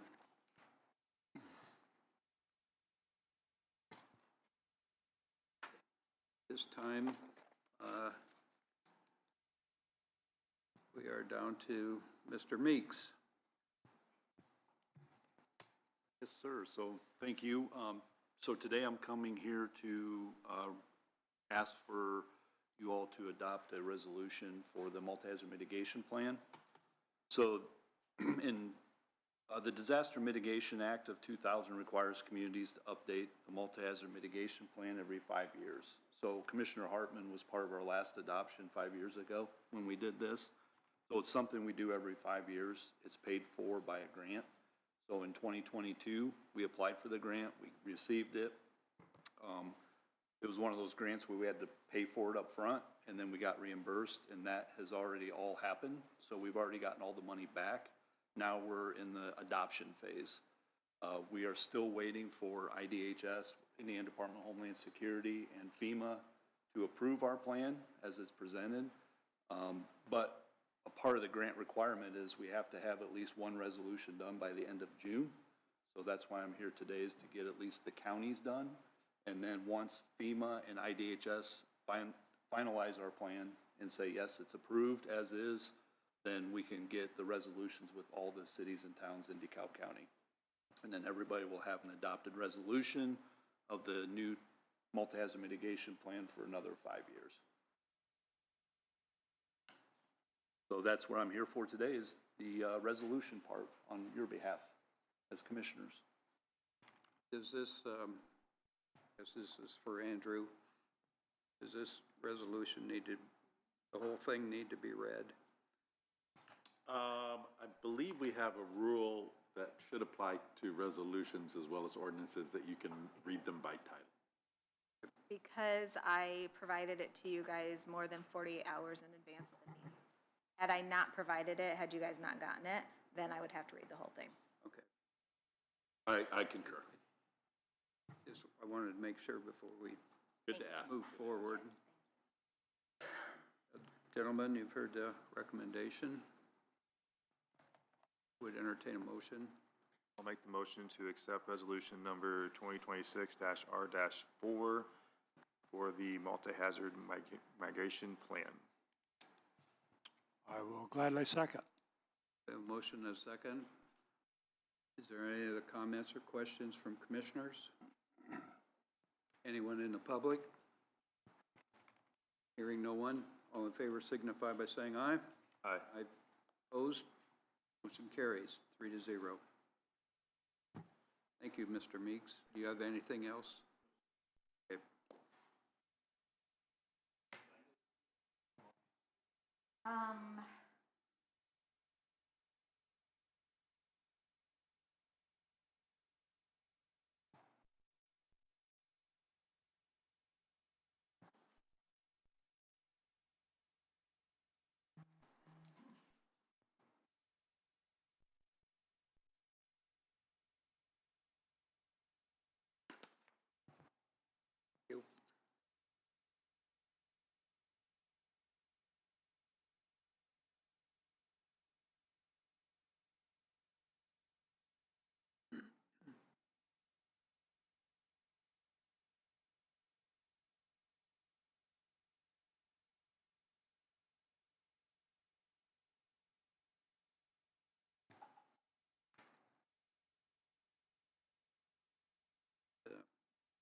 5:30 yet, but Anna's here. If you're ready. Good morning. Welcome. Good morning. So I have another resolution for you to consider, if you want to pass this down, Commissioner. This is a resolution authorizing for the filing of a petition to form the DeKalb County Regional Sewer District. I don't need this right now, but it is something that's a standard piece of the package that we submit to IDEM with our petition as part of the formation process. So that petition will include all sorts of exhibits. It'll have letters of support, it'll have our maps, it'll have information from the public hearing that we'll have eventually. And this simply serves as the formal statement from the commissioners that you are intending to file for a petition. Our contract just says that we're the people that you hired to facilitate that process. So this just says we, the commissioners, do intend to and resolve to file a petition with IDEM to form a regional sewer district. So you would have this regardless of who you were using. Those are two separate transactions or two separate things. So we're moving along, we're pulling things together. So this is just one of the things in that process that I just wanted to check that box and things moving along. So authorizing petition to establish regional sewer district for DeKalb County. I thought that's what we were doing today. Yep. Okay, but didn't you just say that you have another one? No, he had one and I had one. Oh. You got. Never mind. You got resolutions on the lineup. Yes, we do. Okay. Sorry. So this is what you guys received in your packets, and I already had it numbered. It looks a little different because I set it up in our format. I don't have. Oh. Yeah, and you can modify this in any way that Mr. Cruz sees fit. This is the standard one that we use as a starting point, so he doesn't have to make one from scratch. We just need some resolution that says you intend to file a petition with IDEM to form a sewer district. Is that the one you sent out like around April 22nd? Yes. Okay, because I have reviewed that. I didn't see any problem with it, I don't think. I didn't email you back with anything, I don't think. You did not, no. Issue. Just trying to make your Pretty job easier. straightforward. Yeah, I'm just trying to make your job easier by drafting it for you. It's the same one we've used in other places. Yeah, I didn't see any problem with it. Okay.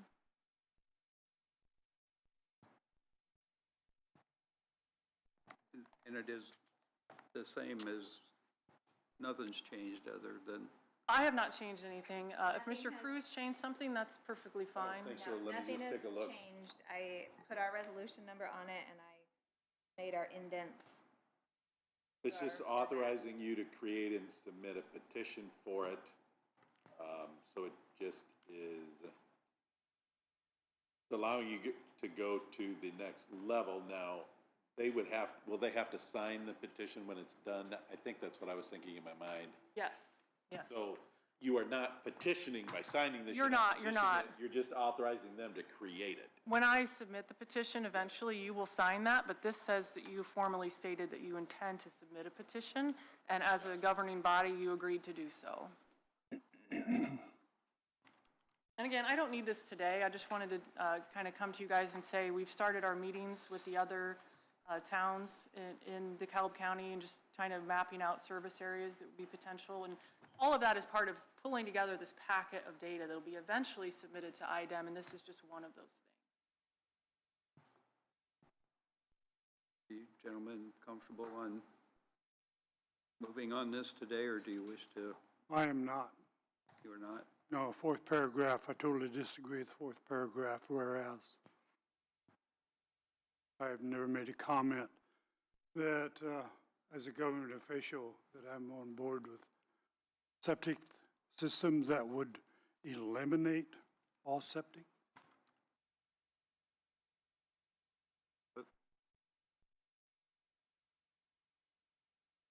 Septic elimination and rural sanitation. Septic elimination is the standard term, Commissioner. I don't care what the standard term is. I don't agree with it.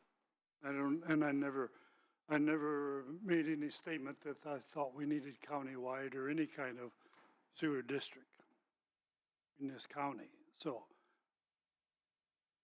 I don't agree with the fourth paragraph at all.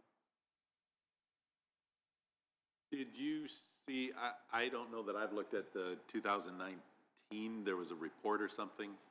Yes, so that's, 2019 is referenced here. There's a report that was done by the county. It was a collaboration of multiple agencies. It was the health department, I think Anton King at the time was involved. I think Mr. Gomer was involved, and some. I was involved. And you were involved in that too. Yeah, I remember we talked. Is that where they labeled out different problem That there's areas? There were like failing maybe 10 different corporations or issues that were a problem and had to be taken care of and all that? That there's failing septics throughout the county, and it's referencing Okay. that report, yes.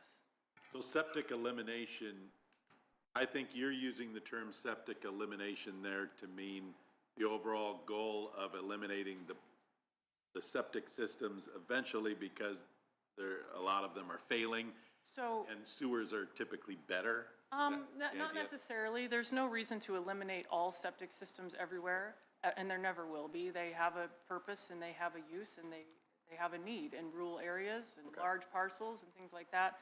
But septic elimination is the practice of installing sanitary sewer and decommissioning septic systems where they are needed and where they are. Where it's appropriate. Where it's appropriate, which is why that Septic Issues Collaborative Solutions report that was done by the county in 2019 is referenced. Would you feel more comfortable if it said septic elimination process? Where needed. Where needed? Is that something that you could change and that would still be Yep. allowable with the state and not harm your process? Absolutely. Septic elimination, so I guess you're sort of, okay, if you want to, you could make a motion to amend that line to say that. Talking about right here, is this what you're talking about? Septic elimination process where appropriate. So those three words, process where appropriate, right after septic elimination. If you wanted to make a motion. I'd make that motion. I'll second it. We have a motion and a second to paragraph 4, add, I'll make sure I get it right here. Add after the word septic elimination, process where appropriate. Yes. Process where appropriate. Is that correct? Of addition, correct? So it would read, county officials have recognized a long-standing need for sustainable solutions regarding septic elimination where appropriate and rural sanitation? I mean, I think that- I had added or Bill had, What else did- and I had added process where appropriate. Okay. The word process in there. Process where appropriate. And that's so it doesn't- rural sanitation, leave that part in. Yeah, I think so, in rural.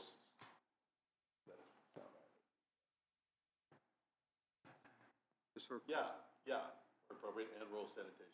Yep, I think that's, so it doesn't look like the commissioners are saying immediately end all. Well, or even. She's not even in the saying far that, so. Future. Okay, That we're just going to eliminate all septic systems because sometimes it's Okay. just not. and she's saying that's not gonna mess up the state application, so, okay. I'd like to make a comment too, Jim, if you don't mind. This is just a step, this doesn't say that we've created one or anything like that. No, This I is just the understand. process. I want to make sure that the public and everybody else knows that we didn't just say, hey, we're making one now. This is just part of the process. Because there's still a lot of information we need to know if it's still even viable to even do one altogether. So, And at some point, we'll have Yeah. public meetings. in public meetings, a lot more hearing. This is just part of allows her to start working with IDEM and some stuff like that.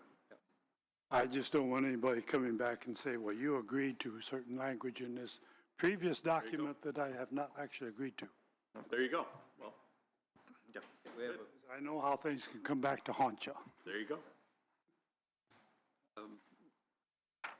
But we have a motion and a second to accept the new terminology, and just to make sure we're on the same page, Susan, you read that one more time, please.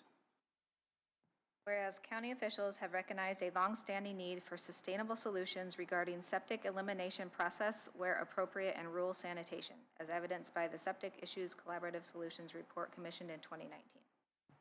Acceptable? Okay.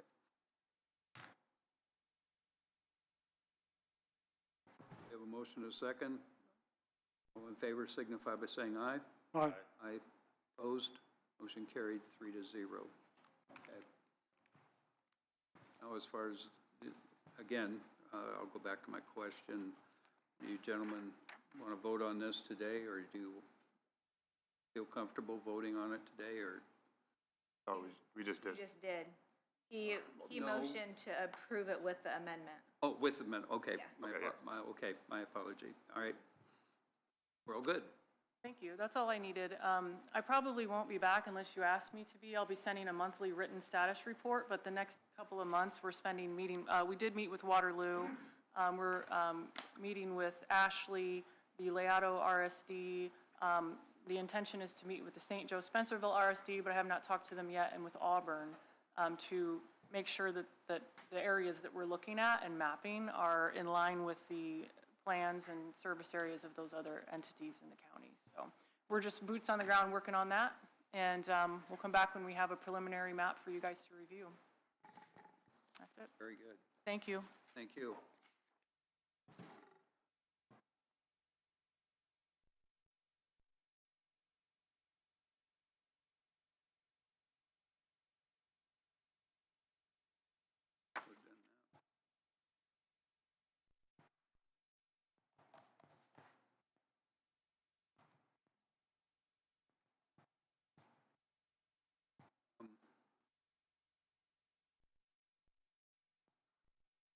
Lita, are you ready?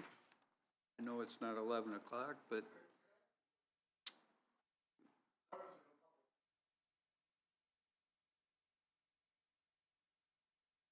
My apology. When we usually have public comment at the end, so.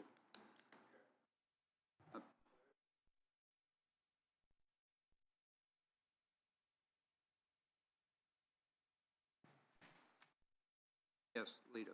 Okay. I sent you all a kind of a cover letter. We have, it's a RAL machine. That's the name brand of this one. These do our plats and surveys. These scan them in to our system so they get recorded. They also copy them, that kind of thing.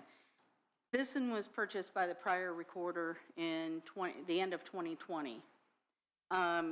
It was purchased, not leased. Through the years, we can't get service on it. I received, after multiple phone calls and emails to Priority Engineering, is who we purchased this from. Finally, he got back to me and said, we don't do service anymore. I haven't had for 2 years. Our guy retired. Wonderful. It keeps popping up. It needs service. We're doing a lot of babying with it, trying to get it through. So I've reached out to several other companies to see what there is. The lease option seems to be a better fit. It's a 5-year lease. It will do the same thing that we need. Lease will also include all the paper, the toner, print heads, and service. And so doing a price analysis between owning and that, you have to pay extra warranty fees, you have to pay the paper, the toner, print heads, all this other stuff if you own it. Balancing that out over 5 years, there's maybe a $1,500 difference. We need the service. And anything that I look at, service is my top thing I want. I want to make sure I can't have people sitting here waiting for, say, a plat of a subdivision and they can't get it recorded. So this company that I'm looking at is Eastern Engineering out of Fort Wayne. They have several locations in Michigan, Illinois, Ohio. There is 21 other county recorders in the state using them, and about 80 to 85% lease them. Another company I priced out, just didn't get a good feeling with them, and their price was a hair bit higher. I only know of one county using them. So that's why I'd like to go with them. Andrew and I have been messaging back and forth this morning. There is a larger lease agreement that they will get to me, but what you see here, what I sent to you is their basic, this is the cost, right. This is what it'll take to get it going. When you get that larger document, I should technically review it. There Right. probably won't be much that I would need to change in it, No. but if you No. can send it to And me. I've met with this guy in person, and plus been messaging back and forth with him, talking on the phone. The other company was just Zoom only, and I'm old school, I want to see you face to face. So, and this one also was at our annual conference, so I got to talk to him then. And they will take our old machine away, so that's a big plus. These weigh about the size of a grand piano, so I don't think we want to move them. This and the new one will also be on 120. The one I have now is 220 volt, so we had to specially wire for the one we have. So we won't have to do that in this one, and I can place it someplace better. About anywhere. My understanding is you're paying for this out of your perpetuation fund? Perpetuation which will pay for this. It's not out of county general. I'm just kind of being courtesy. No, I think it's the the way it has, commissioners. I think it's the best way to go. The commissioners are the ones that are signing all the contracts. I think she's got the right legally to spend money as she wants to out of her perpetuation fund. That's the way the legislature set it up We like years that. ago. But I think it works best when the county elected official comes to the commissioners and everybody's on the same page. Well, and I won't be here for that full 5 years. There you go. Also, after this 5 years, then we can continue a lease, but it'll be a new machine that'll come in. Because these don't last a long time. And we won't go over their hours or actually, the lease is done by footage, how much paper, how many feet you use. Footage. We won't, unless we have huge development, we won't run into that. Okay.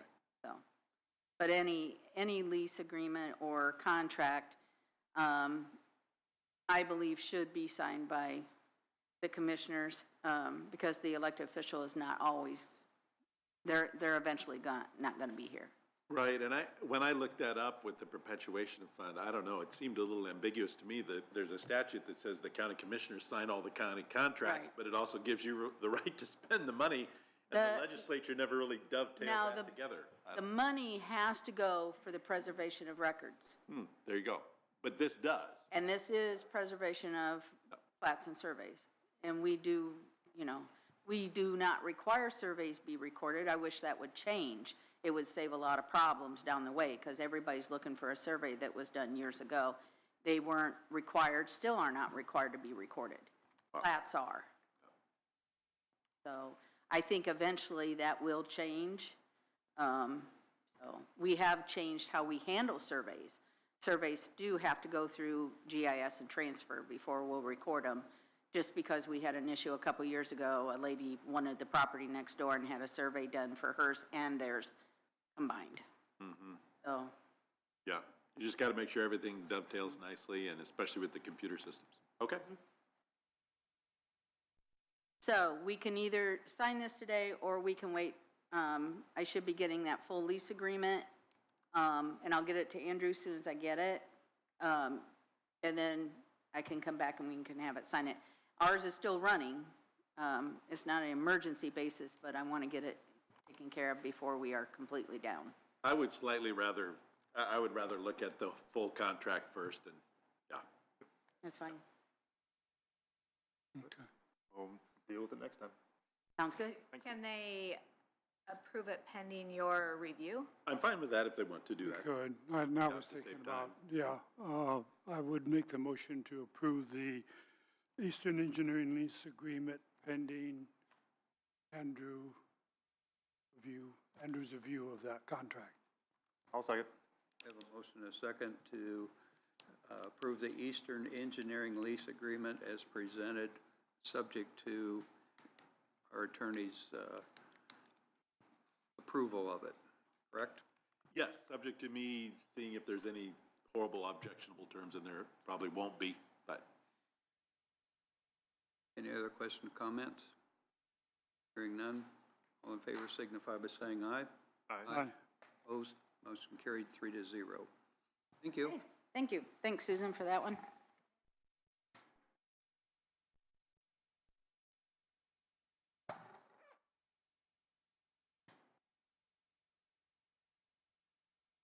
Sunny Meadows RFP. That should be RFI. Oh. Oh, I'm sorry. Information. Request for information. And Chuck is going to present, Chuck Knox will present.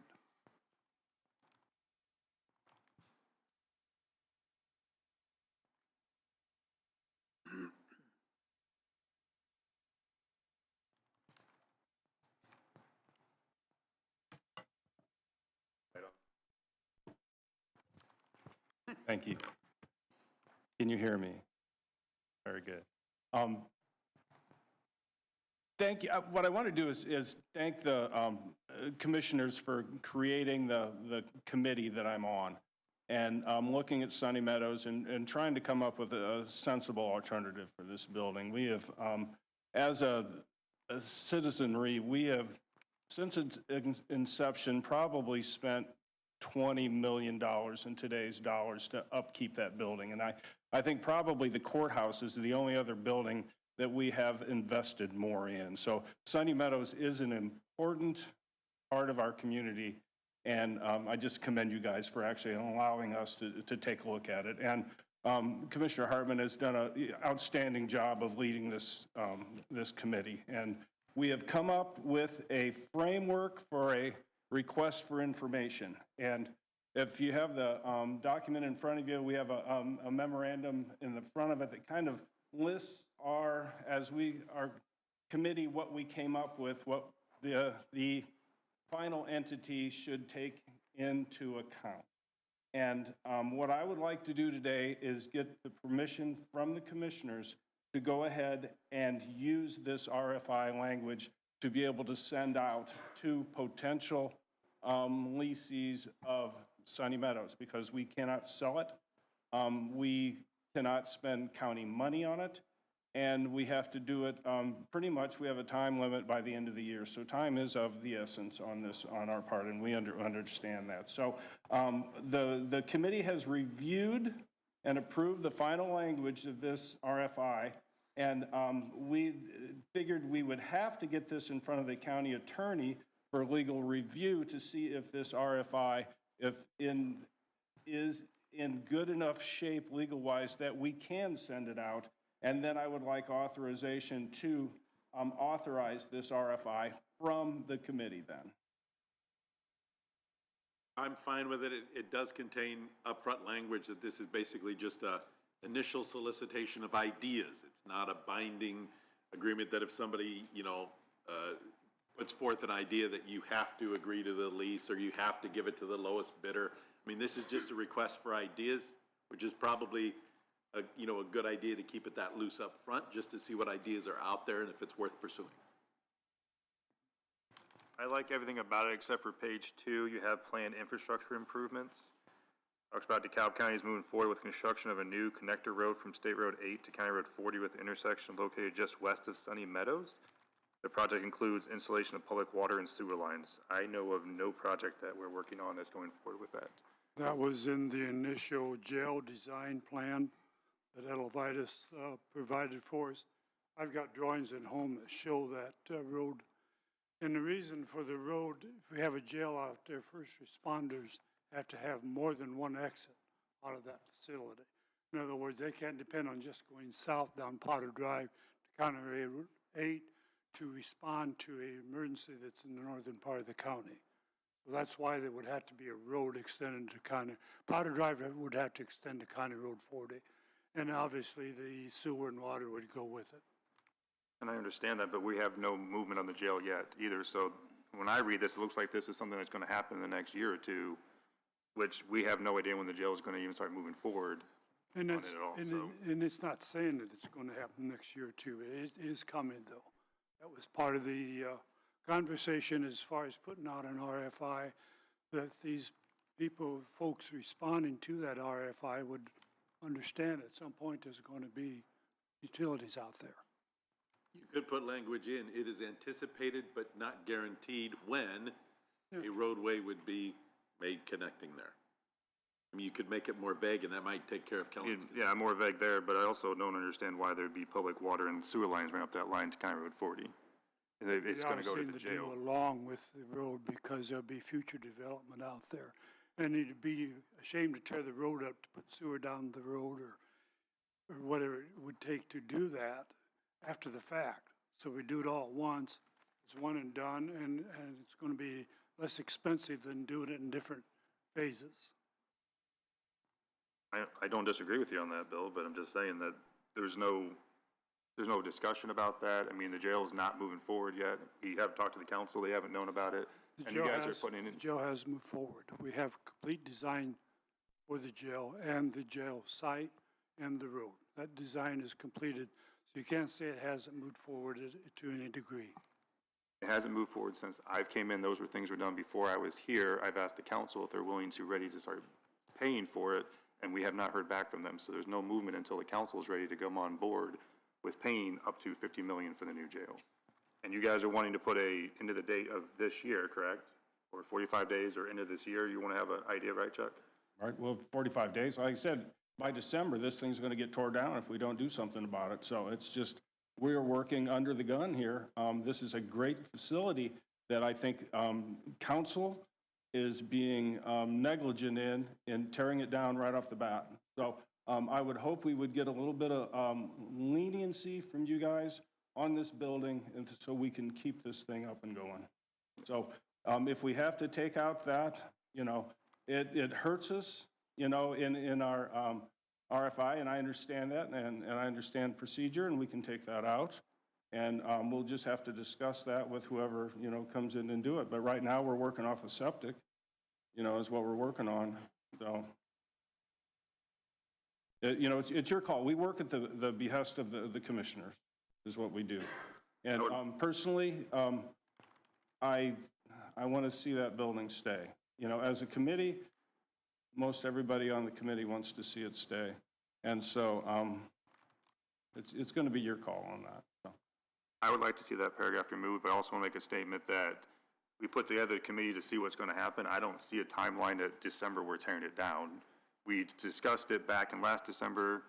We had a big pushback. We decided to make the committee, put Bill on the committee. At least my personal opinion is let you guys have the year to figure it out and then figure out what we're going to do after that. That would be nice, because we're really under the gun here to get this thing going. And even if we have to come back 2 weeks later to a commissioners meeting, it sets us back a lot. You know, a lot of time. We need to work on this and keep working on it a lot. So if you would just state that we're not under the gun for a December demolition, that would help us tremendously. That's my personal opinion on it. So I can't speak for the other two, but that's my personal opinion on it. Okay. Is let you guys do what you need to do, and it takes time. And then let's get this document in shape to where you guys can support it, and then we can send it out. And then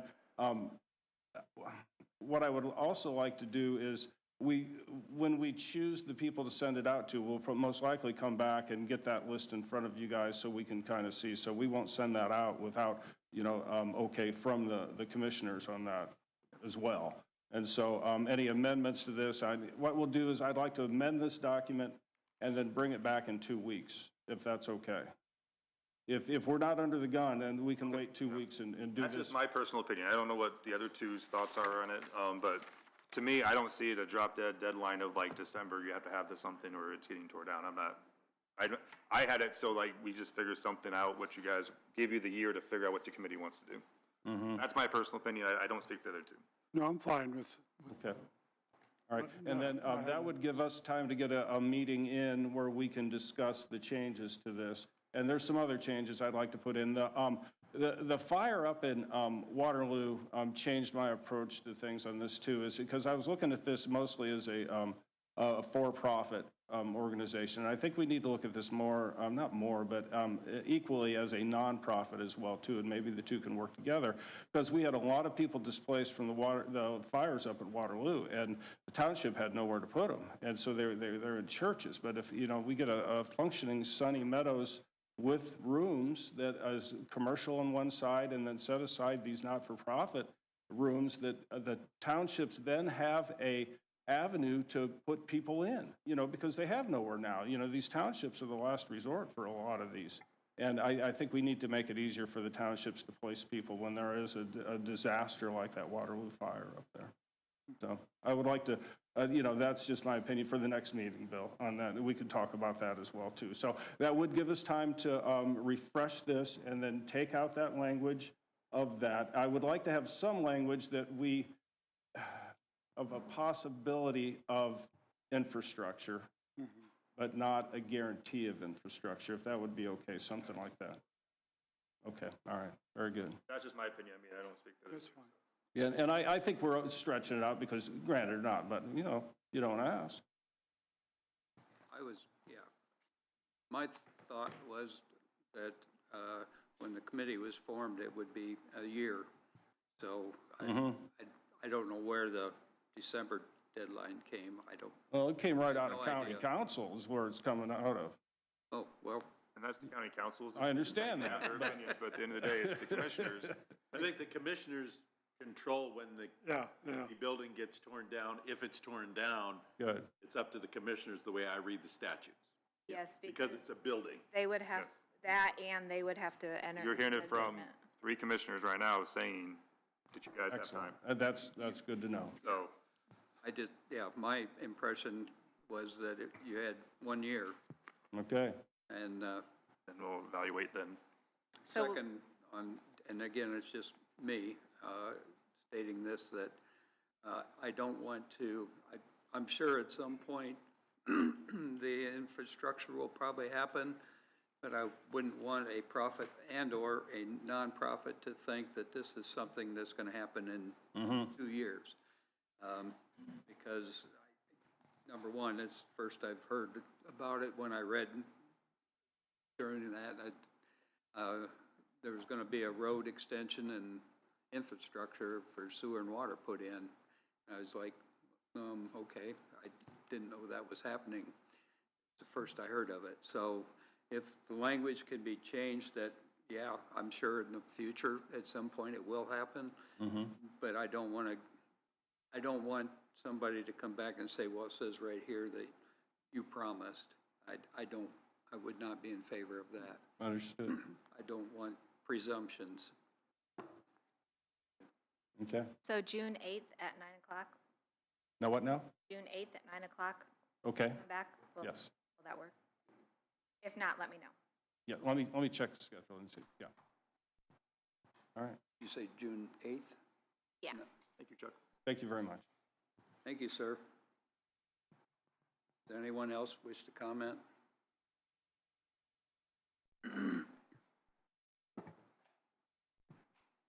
Andrew Provines, 3928 County Road 75, Butler, Indiana. I actually read the RFI and I completely agree with it, except for I would agree that part needed taken out. I would like to ask, how much information do we have on Sunny Meadows? Do we have an engineer's report? Do we have anything like that? Here's what it's going to take to fix this place up, et cetera. The only reason I ask is not to hurt the process, but to give more information for that RFI. So if a company coming in says, I want to do this, you're like, well, it's going to cost $5 million to fix the place up. That's completely not feasible. Or another company coming in and saying, yes, we have $5 million. Yes, we can raise $5 million. Yes, we could do this. It just seems like from what I've looked up, it looks like, it's anywhere from, $1 million to $5 million. Try to target that in a little bit. That way you're just not asking for people to blindly shoot in the dark unrealistically. I think you'd get more information or more people responding if they knew some sort of range. So I just don't know what we have so far.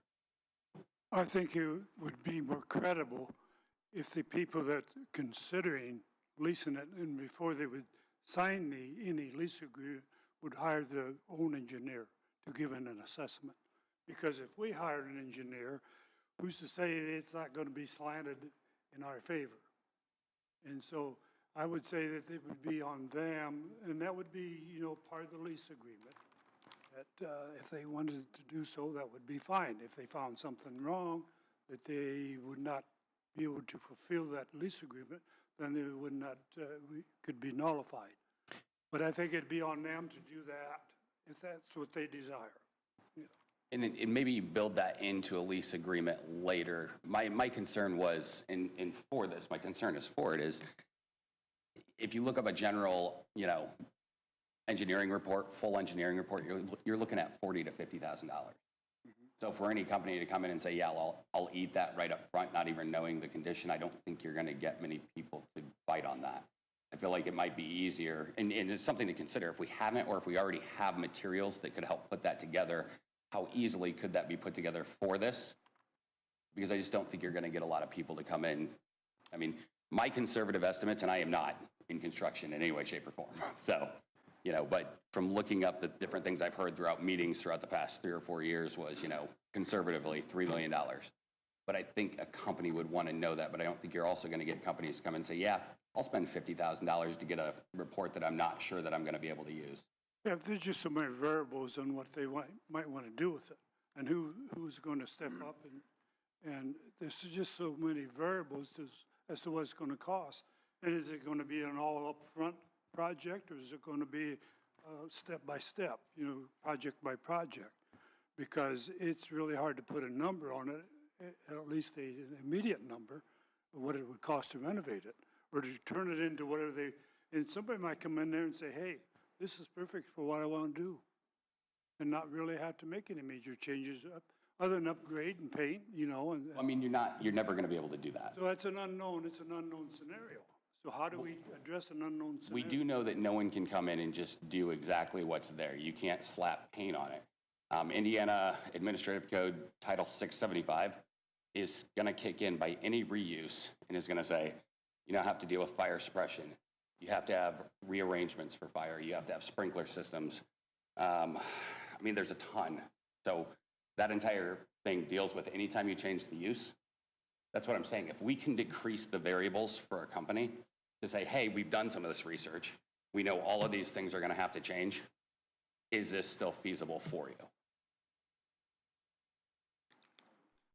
There is no way that place opens back up for anything by just painting it due to just code, nothing to do with the building, just the code that is going to get kicked in immediately. So I just wanted to mention it, something to think about, something to get more information to companies so they could make an informed decision if they really want to. So that's all. Thank you. Taken. Anything else on Sunny Meadows?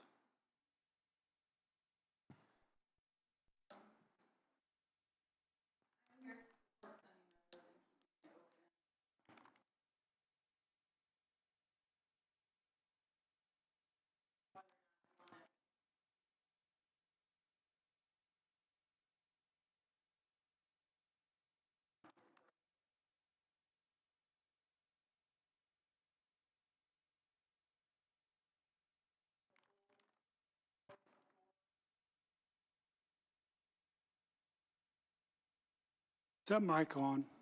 Blue light? No, is the blue light on the mic? Push the gray. This here. Oh, can you hear me better? Yeah. I'm sorry. Okay, Do I need to repeat that? can you repeat your name and your address, please? Tina Witham, my full address.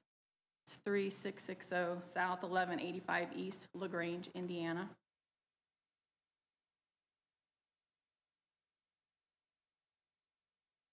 Go ahead. Okay, so I just want to voice, I had a speech and everything, but I know you've probably received phone calls, emails and everything. I just want to be here today to stand in person to support retaining it. I understand that you may think that it needs to have a lot of money, but a non-for-profit, they have experience to be able to go in and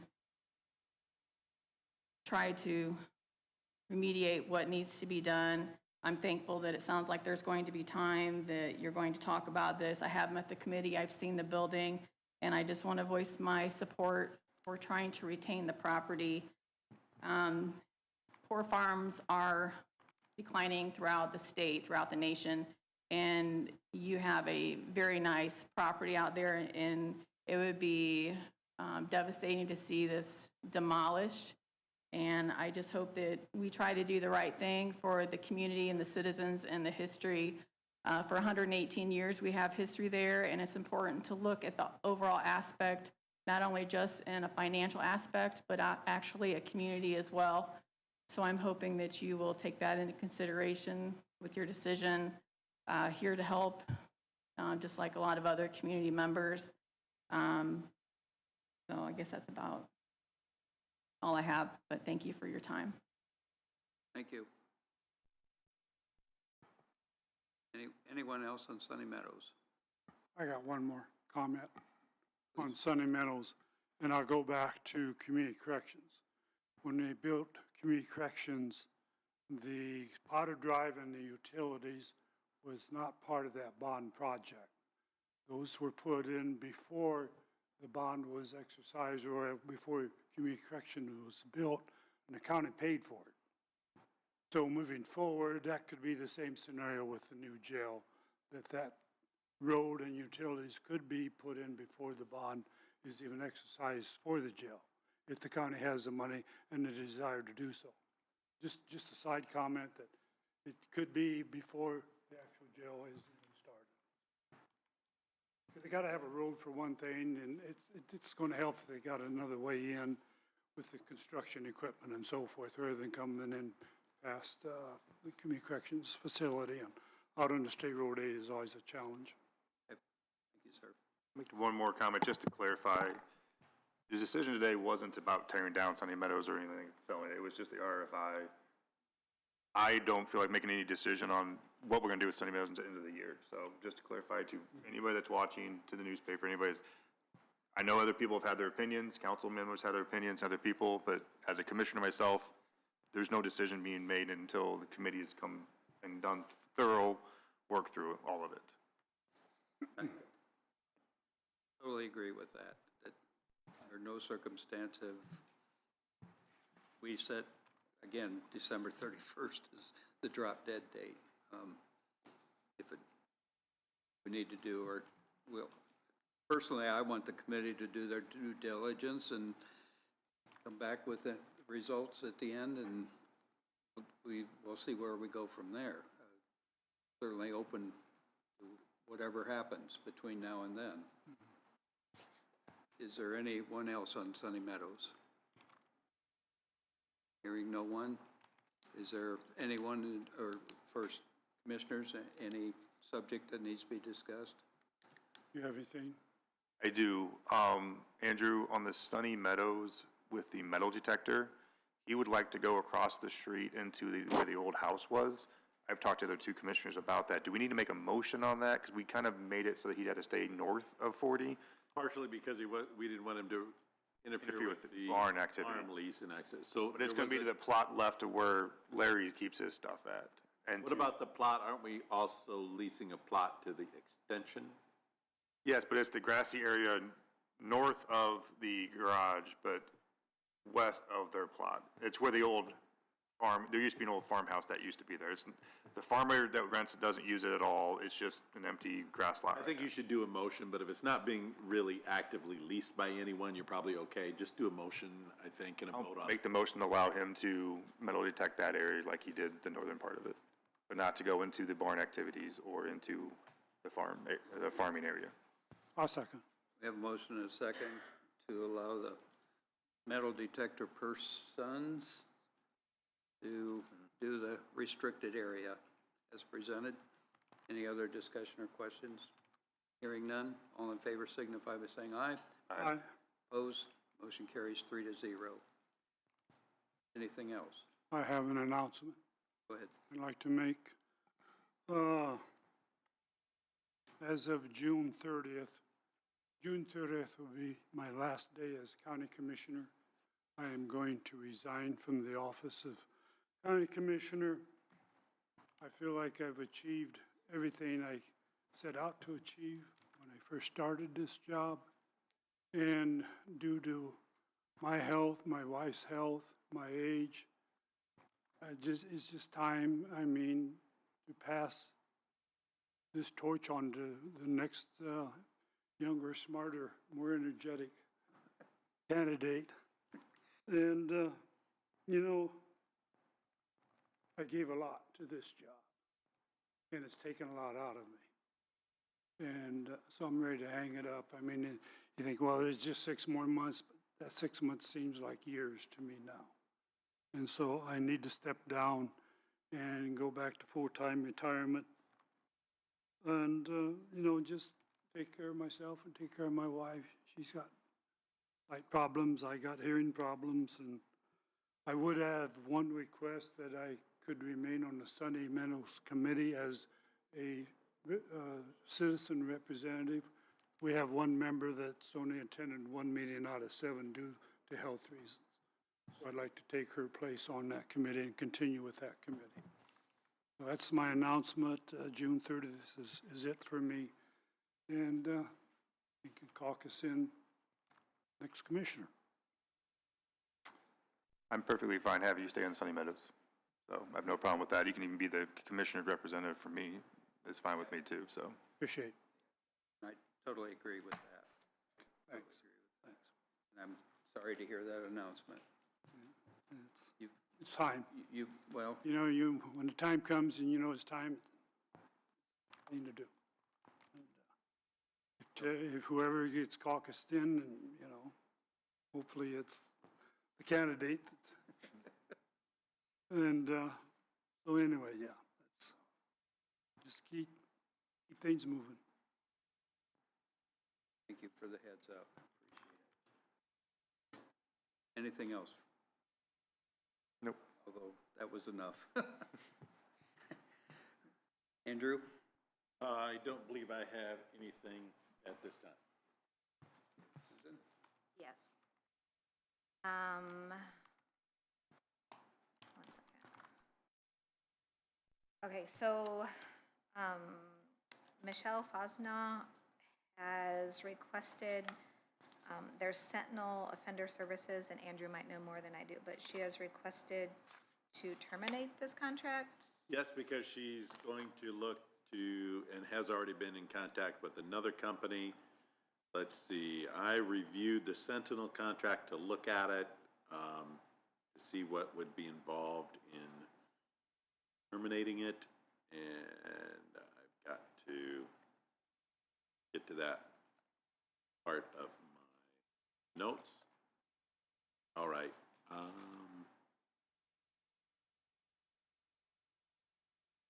It looks like the county, if it so chooses, can give a 60-day written notice to terminate the agreement with Sentinel without any other consequences, which is a nice termination clause.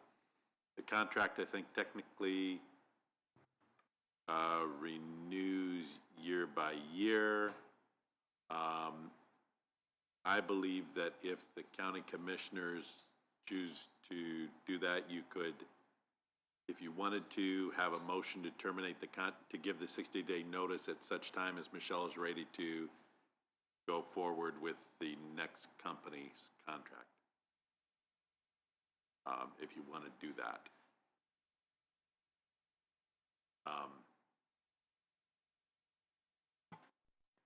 I don't see any consequences. I don't think that that the county would have to pay for the rest of the contract, the way I look at it. Got a good termination clause on it.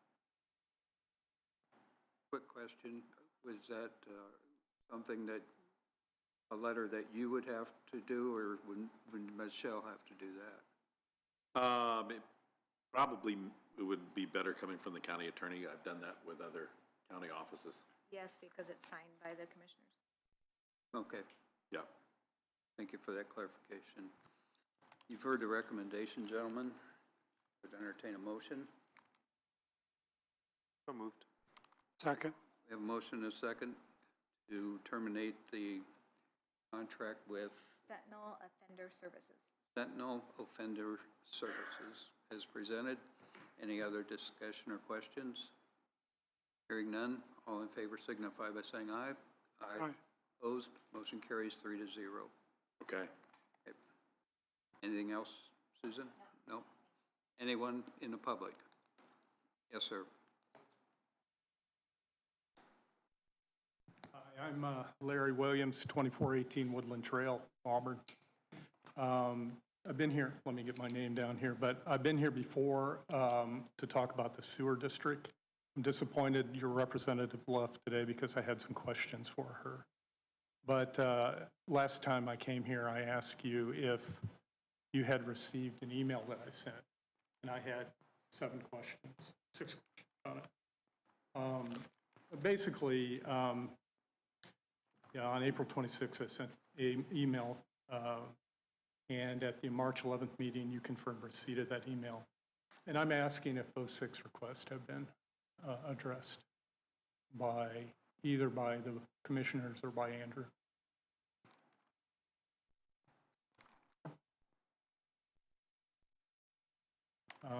Should I keep going, or do you want to check? You want to look at the email first? Continue, please. Yeah, okay, BCS, or BC, rather BCA or BCS. Missed the last meeting, I'm glad they showed up today. They received $160,000 in public funds. Now, if I remember, they had no contract, or there was no bid on that contract. Today, you passed a resolution, and there was no public comment before you voted.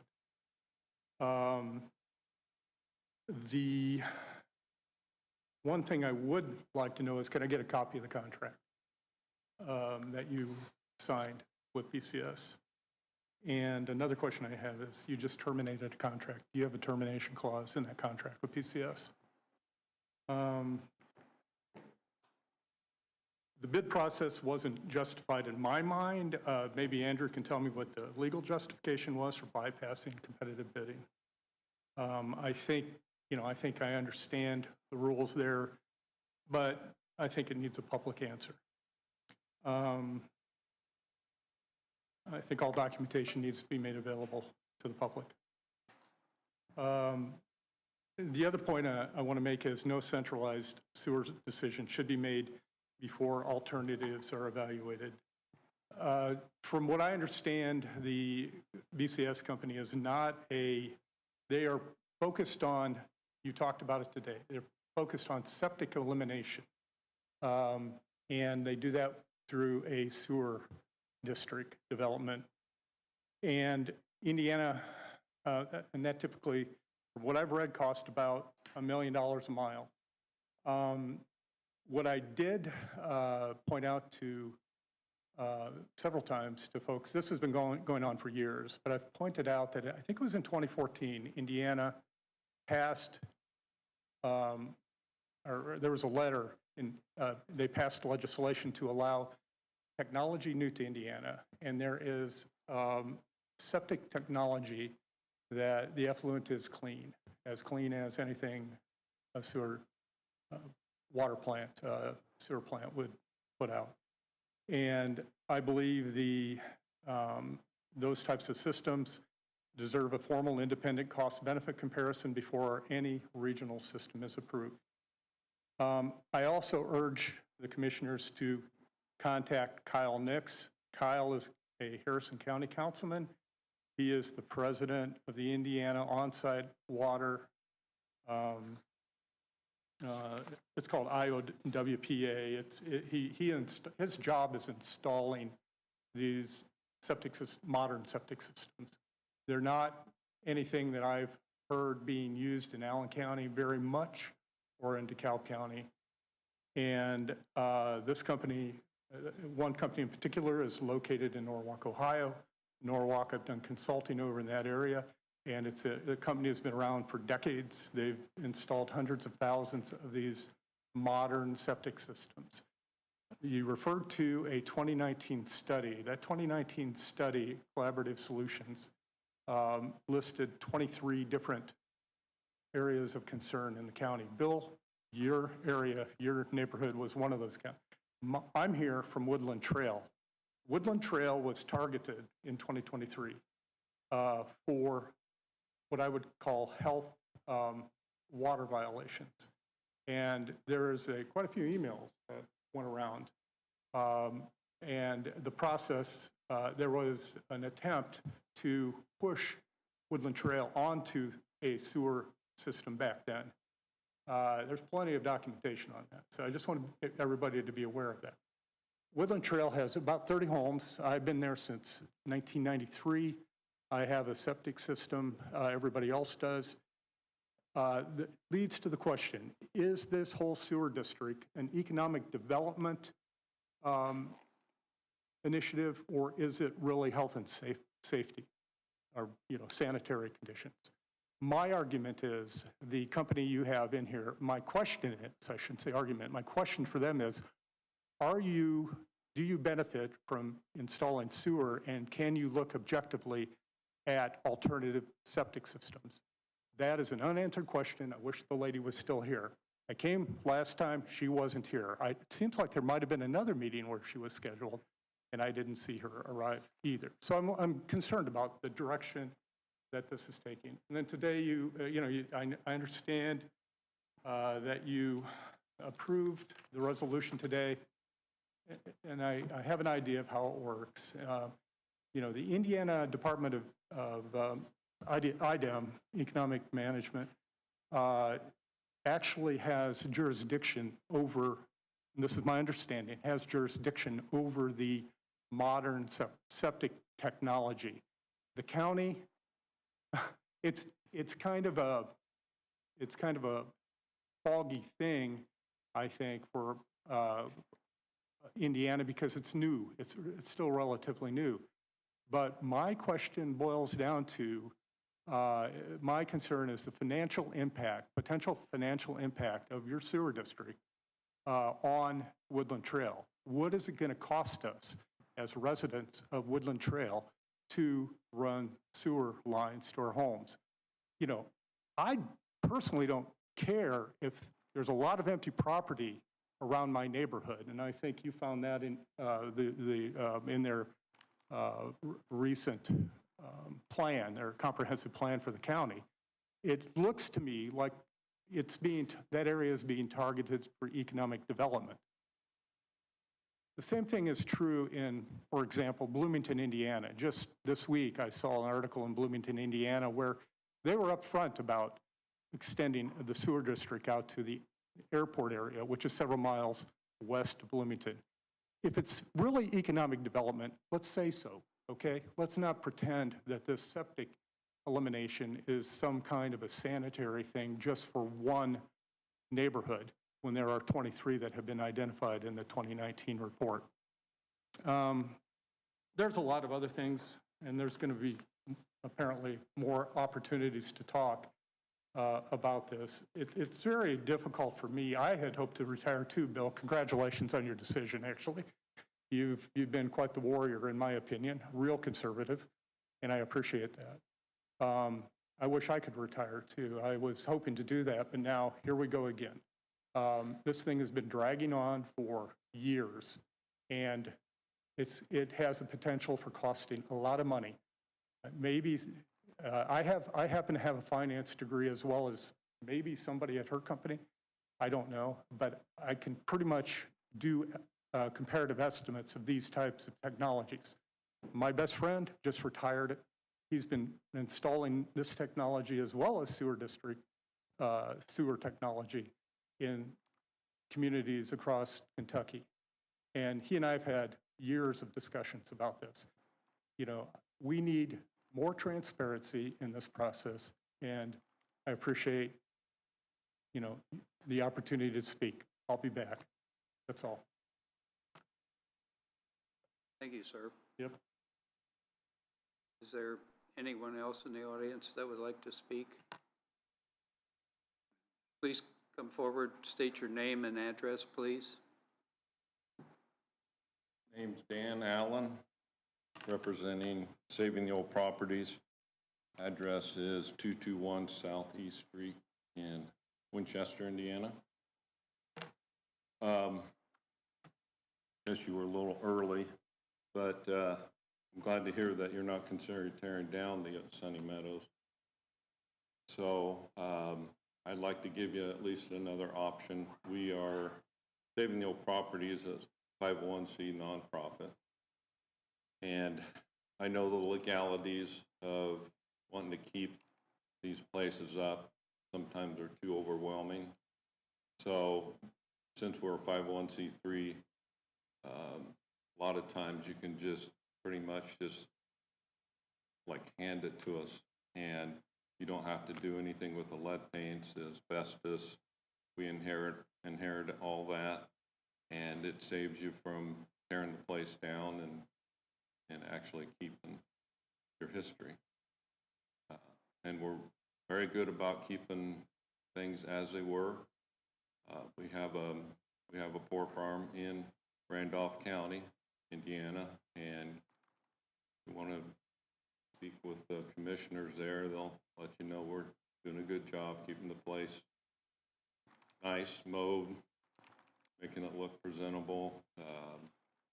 So I'd like to at least give you that option to consider that before you consider tearing it down because of legality. So we can take those legalities away.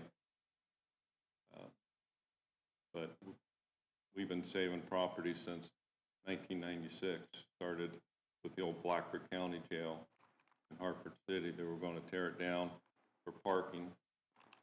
And the history of it is just amazing.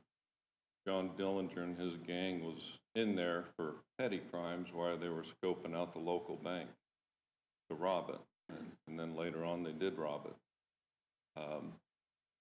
But they just don't build these older, I mean, like this courthouse. First time in it, so overwhelming. I'm glad somebody back in the 50s and 60s didn't decide to tear it down and modernize it. So we need to keep these old relics. The Sunny Meadows is, I'm sure, built with true 2x4s, craftsmanship that you won't see again. I even noticed it had box cutters, stuff you just won't see anymore. And we have, like, the local schools of all, high school, elementary, come out to our poor farm. And part of the history, we show them how people actually lived. I mean, they had, I think they retrofitted gas lights in there, and then retrofitted the gas lights, yeah, and then they did the knob and tube wiring, then they did the conduit. So we have just, it's a history itself, how the place, and, you know, when they were at nighttime, they read by what, candlelight? I mean, we try to mimic that for them and show how tough we had it back in the days, you know. So I guess I'm just tail end of the old school type person that loves to see stuff done right, built right. Nowadays, they just take a 1.5 by 3.5 Econo, you know, pine and a couple nails by pneumatic hammer and on they go. Back then, it was all craftsmanship. So we sure hate to see him lose that building, and we would be good stewards of it if considered going our route. So, but I do have some information I can pass out later. You have questions for me, or is that how it works or not? No? No, thank you for stopping up. All right. Thank you. Thank you, sir. Appreciate it. Anyone else in attendance that would like to speak? Anyone? There is no other business to come before this commission. There's no objection. We will stand adjourned. Hearing none.